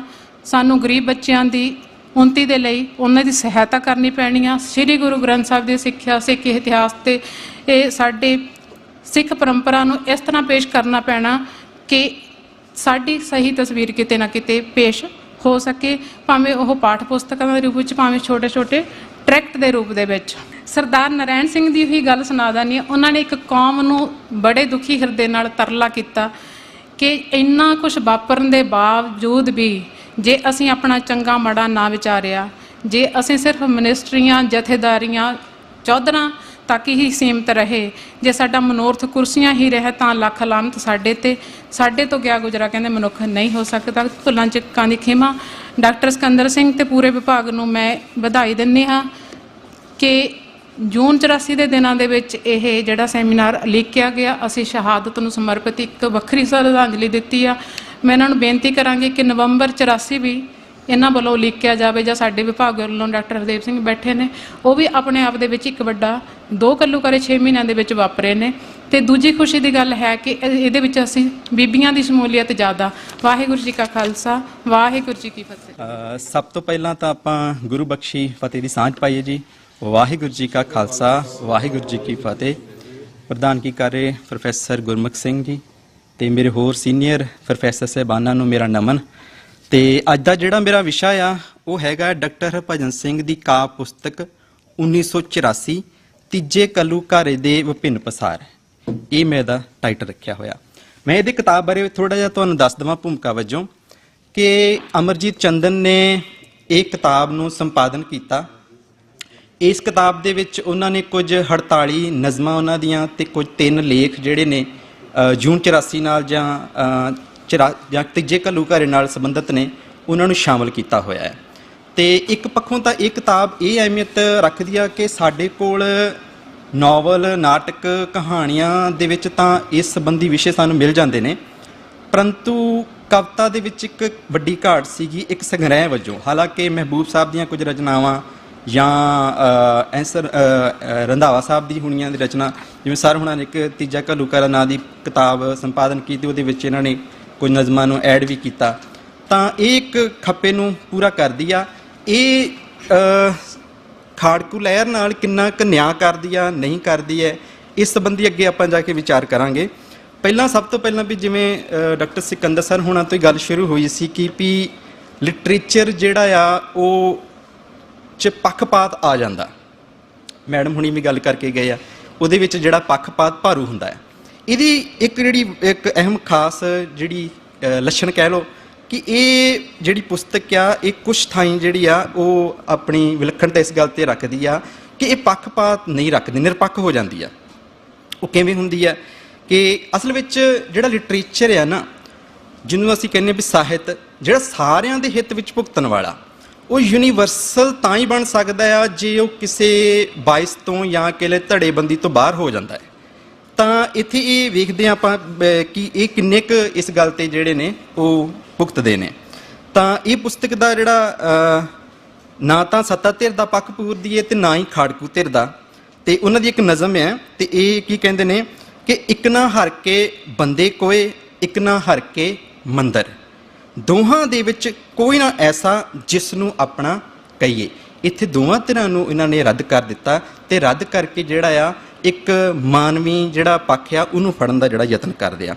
ਅੱਗੇ ਇੱਕ ਇਹਨਾਂ ਦੀ ਬੜਾ ਇੱਕ ਅਹਿਮ ਹੋਰ ਬੰਦ ਮਿਲਦਾ ਕਿ ਨਾ ਬੁੱਲਿਆ ਅਸੀਂ ਭਿੰਡਰਾਂ ਵਾਲੇ, ਨਾ ਅਸੀਂ ਇੰਦਰਾ ਵਾਲੇ, ਦੋ ਤੇਗਾਂ ਚੋਂ ਆਪਣੇ ਸਿਰ ਲਈ ਕਿਹੜੀ ਤੇਗ ਚੁਣ ਲਈਏ। ਤੇ ਇੱਥੇ ਜਿਹੜੀ ਇਹ ਨਿਰਪੱਖਤਾ ਜਿਹੜੀ ਆ ਉਹਨਾਂ ਦੀ ਜਿਹੜੀ ਆ ਉਹ ਝਲਕਦੀ ਵਿਖਾਈ ਦਿੰਦੀ ਆ। ਤਾਂ ਇਹ ਮਾਨਵਤਾ ਦਾ ਰਾਹ ਨੂੰ ਜਿਹੜਾ ਆ ਉਹ ਪਹਿਲ ਕਦਮੀ ਵਜੋਂ ਜਿਹੜਾ ਚੁਣਦੇ ਜਿਹੜੇ ਆ ਉਹ ਇੱਥੇ ਵਿਖਾਈ ਪੈਂਦੇ ਨੇ। ਇਹ ਨਹੀਂ, ਕਵੀ ਜਿਹੜਾ ਆ ਉਹ ਨਿਰਪੱਖਤਾ ਦਾ ਸਬੂਤ ਦਿੰਦਾ ਹੋਇਆ ਸੰਤ ਜਰਨੈਲ ਸਿੰਘ ਭਿੰਡਰਾਂ ਵਾਲਿਆਂ ਦੇ ਉਸ ਵਿਚਾਰ ਨੂੰ ਗੁਰਬਾਣੀ ਦੇ ਸਰਬ ਸਾਂਝੀਵਾਲਤਾ ਦੇ ਸਿਧਾਂਤ ਰਾਹੀਂ ਰੱਦ ਕਰ ਦਿੰਦਾ ਆ, ਜੋ ਸਿੱਖੀ ਨੂੰ ਕੇਵਲ ਸਿੱਖਾਂ ਤੱਕ ਮਹਿਦੂਦ ਕਰਕੇ ਹਿੰਦੂਆਂ ਨੂੰ ਗੁਰੂ ਘਰ ਤੋਂ ਬਾਹਰ ਦਾ ਰਸਤਾ ਵਿਖਾ ਦਿੰਦੀ ਆ। ਇਹ ਮੈਂ ਖੁਦ ਨਹੀਂ ਕਹਿ ਰਿਹਾ, ਹੋ ਸਕਦਾ ਮੇਰੀ ਇਸ ਗੱਲ ਤੇ ਆਲੋਚਨਾ ਵੀ ਹੋ ਜਾਏ ਕਿ ਸੰਤਾਂ ਨੇ ਇਹ ਜਿਹਾ ਨਹੀਂ ਕੀਤਾ, ਪਰ ਮੈਂ ਇਹ ਇਸ ਕਨਸੈਪਟ ਇੱਕ ਕੰਟੈਸਟ ਦੇ ਵਿੱਚ ਦੇ ਸੰਬੰਧ ਦੇ ਵਿੱਚ ਗੱਲ ਕਰ ਰਿਹਾ, ਇਸ ਪ੍ਰਸੰਗ ਦੇ ਵਿੱਚ। ਤੇ ਜਿਵੇਂ ਸਾਨੂੰ ਅੱਜ ਵੀ ਦੇਖਣ ਨੂੰ ਮਿਲ ਜਾਂਦਾ, ਮੈਨੂੰ ਕਈ ਵਾਰੀ ਗੱਲ ਇਹ ਰੜਕਦੀ ਹੁੰਦੀ ਹੈ ਕਿ ਸਾਡੇ ਸਿੱਖ ਭਾਈ ਜਿਹੜੇ ਨੇ ਉਹ ਹਿੰਦੂਆਂ ਨੂੰ ਕਈ ਵਾਰੀ ਸੋਸ਼ਲ ਮੀਡੀਆ ਤੇ ਇੱਕ ਉਹਨਾਂ ਨੂੰ ਮਿਹਣਾ ਮਾਰਦੇ ਆ ਕਿ ਅਸੀਂ ਤੁਹਾਡੀਆਂ ਜਿਹੜੀਆਂ ਨੇ ਧੀਆਂ ਭੈਣਾਂ ਜਿਹੜੀਆਂ ਨੇ ਉਹ ਮੁਗਲਾਂ ਦੇ ਚੁੰਗਲ ਚੋਂ ਛਡਾਉਂਦੇ ਰਹੇ ਆ, ਜਦ ਕਿ ਗੁਰਬਾਣੀ ਦਾ ਸਿਧਾਂਤ ਆ, ਗੁਰਬਾਣੀ ਦੇ ਵਿੱਚ ਪੰਕਤੀਆਂ ਆਉਂਦੀਆਂ, ਦੇਖ ਪਰਾਈਆਂ ਚੰਗੀਆਂ ਮਾਵਾਂ ਭੈਣਾਂ ਧੀਆਂ ਜਾਣੇ। ਤਾਂ ਜਿਹੜੇ ਪਾਤਸ਼ਾਹ ਕਹਿੰਦੇ ਆ ਵੀ ਦੂਜਿਆਂ ਦੀਆਂ ਚੰਗੀਆਂ ਧੀਆਂ ਭੈਣਾਂ ਨੂੰ ਦੇਖ ਕੇ ਤੁਸੀਂ ਆਪਣੀਆਂ ਜਾਣਨਾ ਆ, ਤਾਂ ਅਸੀਂ ਉਹਨਾਂ ਤੋਂ ਇੱਕ ਮਿਹਣਾ ਬਣਾ ਕੇ ਜਦੋਂ ਪੇਸ਼ ਕਰਦੇ ਆ ਤਾਂ ਮੈਨੂੰ ਲੱਗਦਾ ਵੀ ਇਹ ਜਿਹੜੀ ਗੱਲ ਆ ਇਹ ਸਾਡੀ ਗੁਰਬਾਣੀ ਸਿਧਾਂਤਾਂ ਦੇ ਜਿਹੜੀ ਆ ਉਹ ਉਲਟ ਵਿਖਾਈ ਦਿੰਦੀ ਆ। ਤਾਂ ਇਹਦੇ ਨਾਲ ਜਿਹੜਾ ਇੱਕ ਨੂੰ ਨਵਿਆਉਣਾ ਤੇ ਦੂਜੇ ਨੂੰ ਚਾਉਣ ਵਾਲੀ ਜਿਹੜੀ ਬਿਰਤੀ ਆ ਉਹ ਸਾਡੇ ਅੰਦਰ ਵੀ ਕਿਤੇ ਨਾ ਕਿਤੇ ਜਿਹੜੀ ਆ ਕੁਝ ਹੱਦ ਤੱਕ ਵਿਖਾਈ ਪੈਂਦੀ ਆ। ਇਹ ਗੱਲ ਮੇਰੀ ਥੋੜੀ ਜਿਹੀ ਵਿਸ਼ੇ ਤੋਂ ਹਟ ਕੇ ਸੀਗੀ। ਕਵੀ ਨੂੰ ਜਿਹੜਾ ਆ ਉਹ ਗੁਰੂ ਘਰ ਵਿੱਚ ਕੀਤਾ ਗਿਆ ਜਿਹੜਾ ਸੰਗਤਾਂ ਦਾ ਜਿਹਾ ਵੰਡ ਵੰਡਾਰਾ ਜਿਹੜਾ ਆ ਉਹ ਖੁੱਲੀ ਅੱਖ ਨਹੀਂ ਪਾਉਂਦਾ, ਉਹ ਇਸ ਵੰਡ ਦੀ ਜਿਹੜੀ ਆ ਮਿੱਠੀ ਸੁਰ ਵਿੱਚ ਵਿਰੋਧ ਕਰਦਾ ਆ। ਤੇ ਇੱਥੇ ਇੱਕ ਨੁਕਤਾ ਜਿਹੜਾ ਆ ਵੀ ਜਿਹੜੀ ਦੁਸ਼ਮਣ ਧਿਰ ਆ, ਜਿਹੜੀ ਦਮਨਕਾਰੀ ਧਿਰ ਆ, ਉਹਦੀ ਜਿਹੜੀ ਪਛਾਣ ਜਿਹੜੀ ਆ ਉਹਦਾ ਇੱਕ ਬਹੁਤ ਅਹਿਮ ਵੱਡਾ ਸਵਾਲ ਹੁੰਦਾ ਕਿ ਉਹਦੀ ਪਛਾਣ ਠੀਕ ਕੀਤੀ ਜਾਵੇ। ਤਾਂ ਇੱਥੇ ਡਾਕਟਰ ਗੁਰਭਗਤ ਸਿੰਘ ਦਾ ਇੱਕ ਮੈਨੂੰ ਜਿਹੜਾ ਕੋਟ ਮੈਂ ਬੋਲ ਰਿਹਾ ਉਹ ਕੀ ਕਹਿੰਦੇ ਨੇ ਕਿ ਕਹਿੰਦੇ ਕੋਈ ਵੀ ਸੰਪਰਦਾਇ ਜਾਂ ਸਮੂਹ ਪੂਰੇ ਦਾ ਪੂਰਾ ਲਟੇਰਿਆਂ ਦਾ ਨਹੀਂ ਹੁੰਦਾ, ਉਹਨਾਂ ਵਿੱਚੋਂ ਇੱਕ ਵਰਗ ਹੀ ਹੁੰਦਾ ਹੈ। ਇਸ ਲਈ ਖਾਲਸਾ ਕਿਸੇ ਸੰਪਰਦਾਇ ਦਾ ਵਿਰੋਧ ਨਹੀਂ ਹੋ ਸਕਦਾ, ਉਸ ਵਿੱਚੋਂ ਕੇਵਲ ਲਟੇਰਿਆਂ ਅਤੇ ਜਾਬਰਾਂ ਦਾ ਵਿਰੋਧ ਹੀ ਹੋ ਸਕਦਾ ਹੈ। ਇਹ ਗੱਲ ਜਿਹੜਾ ਇਹ ਵਿਚਾਰ ਦੀ ਰੋਸ਼ਨੀ ਵਿੱਚ ਜੇ ਵੇਖਿਆ ਜਾਵੇ ਤਾਂ ਸੰਤ ਜਰਨੈਲ ਸਿੰਘ ਦਾ ਜਿਹੜਾ ਸਿੱਖੀ ਨੂੰ ਸਿੱਖਾਂ ਤੱਕ ਮਹਿਦੂਦ ਕਰਕੇ ਹਿੰਦੂਆਂ ਨੂੰ ਗੁਰੂ ਘਰ ਤੋਂ ਵੱਖ ਕਰਨ ਦਾ ਜਿਹੜਾ ਫੈਸਲਾ ਆ ਉਹ ਢੁਕਵਾਂ ਪ੍ਰਤੀਤ ਹੁੰਦਾ ਆ। ਤੇ ਕਵੀ ਇਸ ਗੈਰ ਸਿਧਾਂਤਕ ਵੰਡ ਵਿਰੋਧ ਕੀ ਲਿਖਦਾ ਆ? ਹਰਮੰਦਰ ਇੱਕ ਸੰਤ ਸੁਣਿੰਦਾ ਉਜਲ ਰੂਪ ਦਿਦਾਰਾ, ਸੁਣਿਆ ਉਹਨਾਂ ਗੁਰਸੰਗਤ ਦਾ ਕੀਤਾ ਵੰਡ ਵੰਡਾਰਾ, ਸਿੱਖ ਸਿੱਖ ਇੱਕ ਪਾਸੇ ਕੀਤਾ ਹਿੰਦੂ ਹਿੰਦੂ ਬਾਹਰਾ, ਜੋ ਨਾ ਸਿੱਖ ਤੇ ਨਾ ਹੀ ਹਿੰਦੂ ਉਹ ਨਾ ਪਾਰ ਉਤਾਰਾ, ਹਰ ਕੇ ਮੰਦਰ ਕਦੇ ਨਾ ਸੁਣਿਆ ਐਸਾ ਵਰਤ ਵਿਹਾਰਾ, ਹਰ ਮੰਦਰ ਵਿੱਚ ਤੁਰਦੀ ਜਾਵਾਂ ਜੀ ਵਿੱਚ ਸਹਿਸਾ ਭਾਰਾ, ਹਿੰਦੂ ਪੇਕੇ ਸਿੱਖ ਸਹੁਰੇ ਮੇਰਾ ਕਿੱਥੇ ਸ਼ੁਮਾਰਾ। ਤਾਂ ਇਹਦੇ ਕਵੀ ਜਿਹੜਾ ਆ ਉਹ ਕੇਵਲ ਸੰਤਾਂ ਦੀ ਸ਼ਖਸੀਅਤ ਤੇ ਕਟਾਕਸ਼ ਨਹੀਂ ਕਰਦਾ, ਸਗੋਂ ਇੰਦਰਾ ਗਾਂਧੀ ਦੇ ਉਸ ਦੋਹਰੇ ਕਿਰਦਾਰ ਨੂੰ ਵੀ ਬੇਪਰਦ ਕਰਦਾ ਆ ਜੋ ਸਿੱਖ ਕੌਮ ਨੂੰ ਦਮਨਕਾਰੀ ਨੀਤੀਆਂ ਅਪਣਾਉਂਦਿਆਂ ਜਿੱਥੇ ਆਪਣੇ ਅਨੁਸਾਰ ਹੀ ਢਾਲਣਾ ਚਾਹੁੰਦੀ ਹੈ ਤੇ ਉੱਥੇ ਹੀ ਉਹਨਾਂ ਅੰਦਰੋਂ ਗੁਲਾਮੀ ਦੇ ਅਹਿਸਾਸ ਨੂੰ ਖੀਣ ਕਰਕੇ ਸਿੱਖਾਂ ਦੀ ਹਮਦਰਦ ਜਾਂ ਸਭ ਤੋਂ ਵੱਡੀ ਖੈਰਖਵਾਹ ਬਣਦਾ ਪ੍ਰਪੰਚ ਵੀ ਜਿਹੜਾ ਰਚਦੀ ਹੈ। ਕਵੀ ਹਕੂਮਤ ਦੇ ਇਸ ਦੋਹਰੇ ਕਿਰਦਾਰ ਨੂੰ ਦੁਨੀਆ ਸਾਹਮਣੇ ਆਪਣੀ ਕਵਿਤਾ ਰਾਹੀਂ ਨੰਗਿਆਂ ਕਰਦਾ ਹੈ। ਕਵੀ ਸਿੱਖ ਉੱਤੇ ਉਹ ਦੋਹਰੀ ਜ਼ਿਆਦਤੀ ਮਹਿਸੂਸ ਕਰਦਾ ਹੋਇਆ ਲਿਖਦਾ ਆ ਕਿ ਜੂਨ 84 ਵਾਪਰਨ ਤੋਂ ਬਾਅਦ ਜਦੋਂ ਉਹ ਦੂਜੀ ਵਾਰ ਸ੍ਰੀ ਦਰਬਾਰ ਸਾਹਿਬ ਗਿਆ ਤਾਂ ਉਹ ਕੁਝ ਜ਼ਿਆਦਾ ਪਰੇਸ਼ਾਨ ਹੋਇਆ। ਅਕਾਲ ਤਖਤ ਢਾਉਣ ਵਾਲੇ ਹੀ ਉਹਦੀ ਮੁਰੰਮਤ ਕਰ ਰਹੇ ਸਨ। ਮੈਨੂੰ ਜਾਪਦਾ ਸੀ ਕਿ ਦੁਸ਼ਾਸਨ ਦ੍ਰੋਪਦੀ ਉੱਪਰ ਇੱਕ ਨਹੀਂ ਦੋ ਜ਼ਿਆਦਤੀਆਂ ਕਰ ਰਿਹਾ ਹੈ। ਇੱਕ ਵਾਰ ਚੀਰਹਰਨ ਕਰਕੇ ਤੇ ਦੂਜੀ ਵਾਰ ਉਹਨੂੰ ਆਪ ਹੀ ਕੱਜ ਕੇ। ਸਾਨੂੰ ਪਤਾ ਹੈ ਕਿ ਹਕੂਮਤ ਨੇ ਪਹਿਲਾਂ ਜਿਹੜਾ ਅਕਾਲ ਤਖਤ ਸਾਹਿਬ ਢਾਇਆ ਤੇ ਉਹਨੂੰ ਫਿਰ ਆਪਣੇ ਪਲੀਤ ਜਿਹੜਾ ਹੱਥਾਂ ਨਾਲ ਮੁੜ ਉਸਾਰਿਆ, ਜਿਹੜਾ ਕਿ ਖਾਲਸਾ ਪੰਥ ਨੇ ਸਵੀਕਾਰ ਨਹੀਂ ਕੀਤਾ ਤੇ ਉਹਨੂੰ ਮੁੜ ਢਾਹ ਕੇ ਫਿਰ ਜਿਹੜੀ ਗੁਰਸੰਗਤ ਆ ਉਹਨਾਂ ਨੇ ਆਪਣੇ ਤਿਲ ਪੁਲ ਦੇ ਨਾਲ ਜਿਹੜਾ ਉਹਨੂੰ ਉਸਾਰਿਆ ਸੀਗਾ। ਤਾਂ ਉਹ ਕੀ ਕਹਿੰਦੇ ਆ, ਹਰਭਜਨ ਸਿੰਘ ਕੀ ਲਿਖਦੇ ਆ, ਮਾਂ ਜਾਂ ਮਤਰਈ, ਕਿਉਂਕਿ ਉਸ ਸਮੇਂ ਇੰਦਰਾ ਗਾਂਧੀ ਨੂੰ ਜਿਹੜੇ ਕੁਝ ਦੇਸ਼ ਦਾ ਜਿਹੜਾ ਵਰਗ ਸੀਗਾ ਉਹ ਦੁਰਗਾ ਦਾ ਰੂਪ ਮੰਨਦਾ ਸੀਗਾ। ਤਾਂ ਉਹ ਕਹਿੰਦੇ ਮਾਂ ਏ ਜਾਂ ਮਤਰਈ, ਸਾਨੂੰ ਵੱਢ ਕੇ ਧੁੱਪੇ ਸੁੱਟਿਆ, ਨਾਲੇ ਆਖੇ ਜ਼ਖਮਾਂ ਵਾਲਿਆ, ਆ ਤੈਨੂੰ ਮਲਮਾ ਲਾਵਾਂ। ਇਹ ਜਿਹੜਾ ਦੋਹਰਾ ਕਿਰਦਾਰ ਆ ਉਹਨੂੰ ਜਿਹੜਾ ਆ ਉਹ ਭੰਡਦੇ ਨੇ। ਤੇ ਉਸ ਸਮੇਂ ਦਾ ਜਿਹੜਾ ਪ੍ਰਿੰਟ ਤੇ ਜਿਹੜਾ ਬਿਜਲਈ ਮੀਡੀਆ ਸੀਗਾ ਉਹਨਾਂ ਨੇ ਜ਼ਾਲਮ ਹਕੂਮਤ ਦੀਆਂ ਜਿਹੜੀਆਂ ਬੇਈਮਾਨੀਆਂ ਦਾ ਜਿਹੜਾ ਪਰਦਾ ਪਾ ਕੇ ਉਹਨਾਂ ਤੇ ਆਮ ਲੋਕਾਂ ਨੂੰ ਗੁੰਮਰਾਹ ਕਰਨ ਦਾ ਜਿਹੜਾ ਕੁਕਰਮ ਜਿਹੜਾ ਉਹ ਚਲਾਇਆ ਹੋਇਆ ਸੀਗਾ। ਤੇ ਕਵੀ, ਮੈਨੂੰ ਲੱਗਦਾ ਵੀ ਕਵੀ ਇਸ ਕਵਿਤਾ ਦੇ ਨਾਲ ਉਸ ਜਿਹੜਾ ਝੂਠੇ ਦਾ ਮੁਲੰਮਾ ਸੀ ਨਾ ਉਹਨੂੰ ਉਤਾਰਨ ਦਾ ਯਤਨ ਕਰਦਾ ਹੈ। ਜਿਵੇਂ ਜੂਨ 84 ਤੇ ਸਰ ਹੁਣਾਂ ਵੀ ਕਿਤਾਬ ਦਾ ਜ਼ਿਕਰ ਕੀਤਾ ਸੀ ਜਿਹੜੀ ਮੀਡੀਆ ਦੇ ਸੰਬੰਧ ਵਿੱਚ ਆਈ ਸੀਗੀ। ਤੇ ਅੱਜ ਦੇ ਸਮੇਂ ਦੇ ਵਿੱਚ ਵੀ ਦੇਖਿਆ ਜਾ ਸਕਦਾ ਕਿ ਮੀਡੀਆ ਜਿਹੜਾ ਆ ਉਹ ਹਕੂਮਤ ਦੇ ਕੰਟਰੋਲ ਦੇ ਵਿੱਚ ਹੈਗਾ ਆ। ਤਾਂ ਕੀ ਕਹਿੰਦੇ ਨੇ, ਸੋਣ ਕਲਸ ਨੂੰ ਚੀਰ ਲੰਘਾਰੇ ਤੇ ਮੁੜ ਮਲਮਾ ਨਾਲ ਸਵਾਰੇ, ਆਪੇ ਤੂੰ ਸੰਕਟ ਉਪਜਾਵੇ, ਨਿਕਟੀ ਹੋ ਕੇ ਆਪ ਬਚਾਵੇਂ, ਨਿਤ ਨਿਰਮੋਹੀ ਸਦਾ ਸਨੇਹੀ, ਜੈ ਜੈ ਮਾਤਾ ਜੈ ਮਤਰਈ, ਹੈ ਨਾ। ਤਾਂ ਇਹ ਸਾਰੀਆਂ ਜਿਹੜੀਆਂ ਗੱਲਾਂ ਸਾਨੂੰ ਦੇਖਣ ਨੂੰ ਮਿਲਦੀਆਂ ਵੀ ਜਿੱਥੇ ਉਹ ਸੰਤ ਭਿੰਡਰਾਂ ਵਾਲਿਆਂ ਦੀਆਂ ਜਿਹੜੀਆਂ ਨੈਗੇਟਿਵਿਟੀਆਂ ਉਹਨਾਂ ਨੂੰ ਦਿਖਾਈ ਦਿੰਦੀਆਂ ਨੇ ਉਹਦਾ ਵਿਰੋਧ ਕਰਦੇ ਨੇ, ਨਾਲ ਹੀ ਉਹ ਸੱਤਾ ਧਿਰ ਦਾ ਵੀ ਜਿਹੜਾ ਆ ਉਹ ਵਿਰੋਧ ਕਰਦੇ ਨੇ। ਬੇਸ਼ੱਕ ਭਾਰਤੀ ਮਹਾਂਦੀਪ ਵਿੱਚ ਸਿੱਖਾਂ ਨਾਲ ਵਿਤਕਰਾ ਪਹਿਲਾਂ ਵੀ ਹੁੰਦਾ ਆਇਆ, ਪਰ ਨਵੰਬਰ 84 ਨੇ ਉਹਨਾਂ ਸਾਰੇ ਤੌਖਿਆਂ ਨੂੰ ਖਤਮ ਕਰ ਦਿੱਤਾ ਜੋ ਖਾਸ ਤੌਰ ਤੇ ਸਿੱਖ ਪੰਥਵੰਤਿਆਂ ਦੇ ਮਨਾਂ ਵਿੱਚ ਬਣੇ ਹੋਏ ਸਨ। ਨਵੰਬਰ 84 ਦੇ ਖੂਨੀ ਸਾਕੇ ਨੇ ਸਿੱਖਾਂ ਦੇ ਮਨਾਂ ਅੰਦਰ ਹਿੰਦੂ ਵਰਗ ਬਾਰੇ ਬਣੇ ਹੋਏ ਕਈ ਗਲਤ ਵਿਸ਼ਵਾਸ ਇੱਕਦਮ ਚਕਨਾਚੂਰ ਕਰਕੇ ਰੱਖ ਦਿੱਤੇ ਸਨ। ਦੁਨੀਆ ਦੇ ਹੋਰਨਾਂ ਕਾਫੀ ਸਾਰੇ ਲੋਕਾਂ ਵਾਂਗ ਸਿੱਖਾਂ ਦੇ ਕੁਝ ਵਰਗਾਂ ਅੰਦਰ ਵੀ ਧਾਰਨਾ ਕਾਫੀ ਮਕਬੂਲ ਸੀ ਕਿ ਹਿੰਦੂ ਸਮਾਜ ਆਪਣੇ ਮੂਲ ਸੁਭਾਅ ਪੱਖੋਂ ਅਹਿੰਸਕ, ਖੁੱਲ੍ਹ ਦਿਲਾ ਤੇ ਸਹਿਣਸ਼ੀਲ ਹੈ। ਇਸ ਝੂਠ ਨੂੰ ਫੈਲਾਉਣ ਵਿੱਚ ਮਹਾਤਮਾ ਗਾਂਧੀ ਅਤੇ ਵਿਵੇਕਾਨੰਦ ਦਾ ਅਹਿਮ ਰੋਲ ਹੈ। ਇਹਨਾਂ ਨੇ ਵਿਪਰ ਨੂੰ ਅਹਿੰਸਕ ਦਰਸਾਉਣ ਲਈ ਦੁਨੀਆ ਭਰ ਵਿੱਚ ਇਤਿਹਾਸਕ ਝੂਠ ਬੋਲੇ। ਵਿਵੇਕਾਨੰਦ ਤਾਂ ਕਹਿੰਦਾ ਹੈ ਕਿ ਭਾਰਤ ਹੀ ਕੇਵਲ ਇੱਕ ਅਜਿਹਾ ਦੇਸ਼ ਹੈ ਜਿੱਥੇ ਕਦੇ ਵੀ ਧਾਰਮਿਕ ਅਤਿਆਚਾਰ ਨਹੀਂ ਹੋਏ। ਸਿਕੰਦਰ ਸਰ ਹੁਣਾਂ ਵੀ ਆਪਣੇ ਪੇਪਰ ਦੇ ਵਿੱਚ ਕੋਟ ਕੀਤਾ ਸੀਗਾ। ਤਾਂ ਇਹ ਜਿਹੜਾ ਇੰਨਾ ਵੱਡਾ ਝੂਠ ਵੀ ਕੇਵਲ ਵੀ ਅਜਿਹਾ ਦੇਸ਼ ਹੈ ਜਿੱਥੇ ਕਦੇ ਵੀ ਧਾਰਮਿਕ ਅਤਿਆਚਾਰ ਨਹੀਂ ਹੋਏ, ਪਰ ਨਵੰਬਰ 1984 ਦੇ ਹਾਲਾਂਕਿ ਉਹ ਜਿਹੜਾ ਬੋਧੀਆਂ ਨਾਲ ਜ਼ੁਲਮ ਸਿਤਮ ਕੀਤਾ ਗਿਆ ਉਸ ਤੋਂ ਵੀ ਇਹ ਗੱਲ ਸਪਸ਼ਟ ਹੋ ਗਈ ਸੀਗੀ, ਪਰ ਜਿਹੜਾ ਨਵੰਬਰ 1984 ਦੇ 3 ਦਿਨਾਂ ਦੇ ਅੰਦਰ ਹੀ ਜਿਹੜਾ ਕੇਵਲ ਸਿੱਖਾਂ ਦੇ ਨਹੀਂ ਸਗੋਂ ਪੂਰੇ ਸੰਸਾਰ ਦੇ ਸਾਹਮਣੇ ਵਿਪਰ ਸਮਾਜ ਦਾ ਜਿਹੜਾ ਅਸਲੀ ਚਿਹਰਾ ਆ ਉਹ ਉਜਾਗਰ ਹੋ ਗਿਆ ਸੀਗਾ। ਤੇ ਡਾਕਟਰ ਹਰਭਜਨ ਸਿੰਘ ਆਪਣੀ ਸਵੈ ਜੀਵਨੀ ਦੇ ਵਿੱਚ ਲਿਖਦਿਆਂ ਸਿੱਖਾਂ ਦੀ ਜਿਹੜੀ ਤਤਕਾਲੀ ਮਨੋਦਸ਼ਾ ਆ ਉਹਨਾਂ ਨੂੰ ਭਾਵਪੂਰ ਸ਼ਬਦਾਂ ਵਿੱਚ ਅੰਕਿਤ ਕਰਦੇ ਹੋਏ ਲਿਖਦੇ ਨੇ ਕਿ ਇਸ ਸਮੇਂ ਦੰਗਈ ਦੇਸ਼ ਸਨ ਤੇ ਇਹੋ ਦੇਸ਼ ਸਾਨੂੰ ਮਾਰ ਰਿਹਾ ਸੀ। ਇਸ ਦੇਸ਼ ਨੂੰ ਆਪਣਾ ਮੰਨਣ ਸਾਵੇਂ ਨਿਸ਼ਾਨ ਲੱਗ ਗਿਆ ਸੀਗਾ। ਤਾਂ ਇਹ ਕਵਿਤਾ ਦੇ ਵਿੱਚ ਉਹ ਕਹਿੰਦੇ ਨੇ ਜਿਹੜੀ ਉਹਨਾਂ ਦੇ ਅੰਦਰ ਬੇਭਰੋਸਗੀ ਜਾਂ ਬੇਵਤਨੀ ਦਾ ਅਹਿਸਾਸ ਪੈਦਾ ਹੋਇਆ। ਕੀ ਕਹਿੰਦੇ ਨੇ, ਕੁਝ ਸ਼ੌਂਕ ਸਾਡੇ ਤੁਰ ਵੀ ਗਏ, ਕੁਝ ਭਰਮ ਭੁਲੇਖੇ ਭੁਰ ਵੀ ਗਏ, ਇਤਬਾਰ ਪੁਰਾਣਾ ਡੋਲ ਗਿਆ, ਇਤਕਾਦ ਵੀ ਹੁਣ ਇਤਕਾਦ ਨਹੀਂ।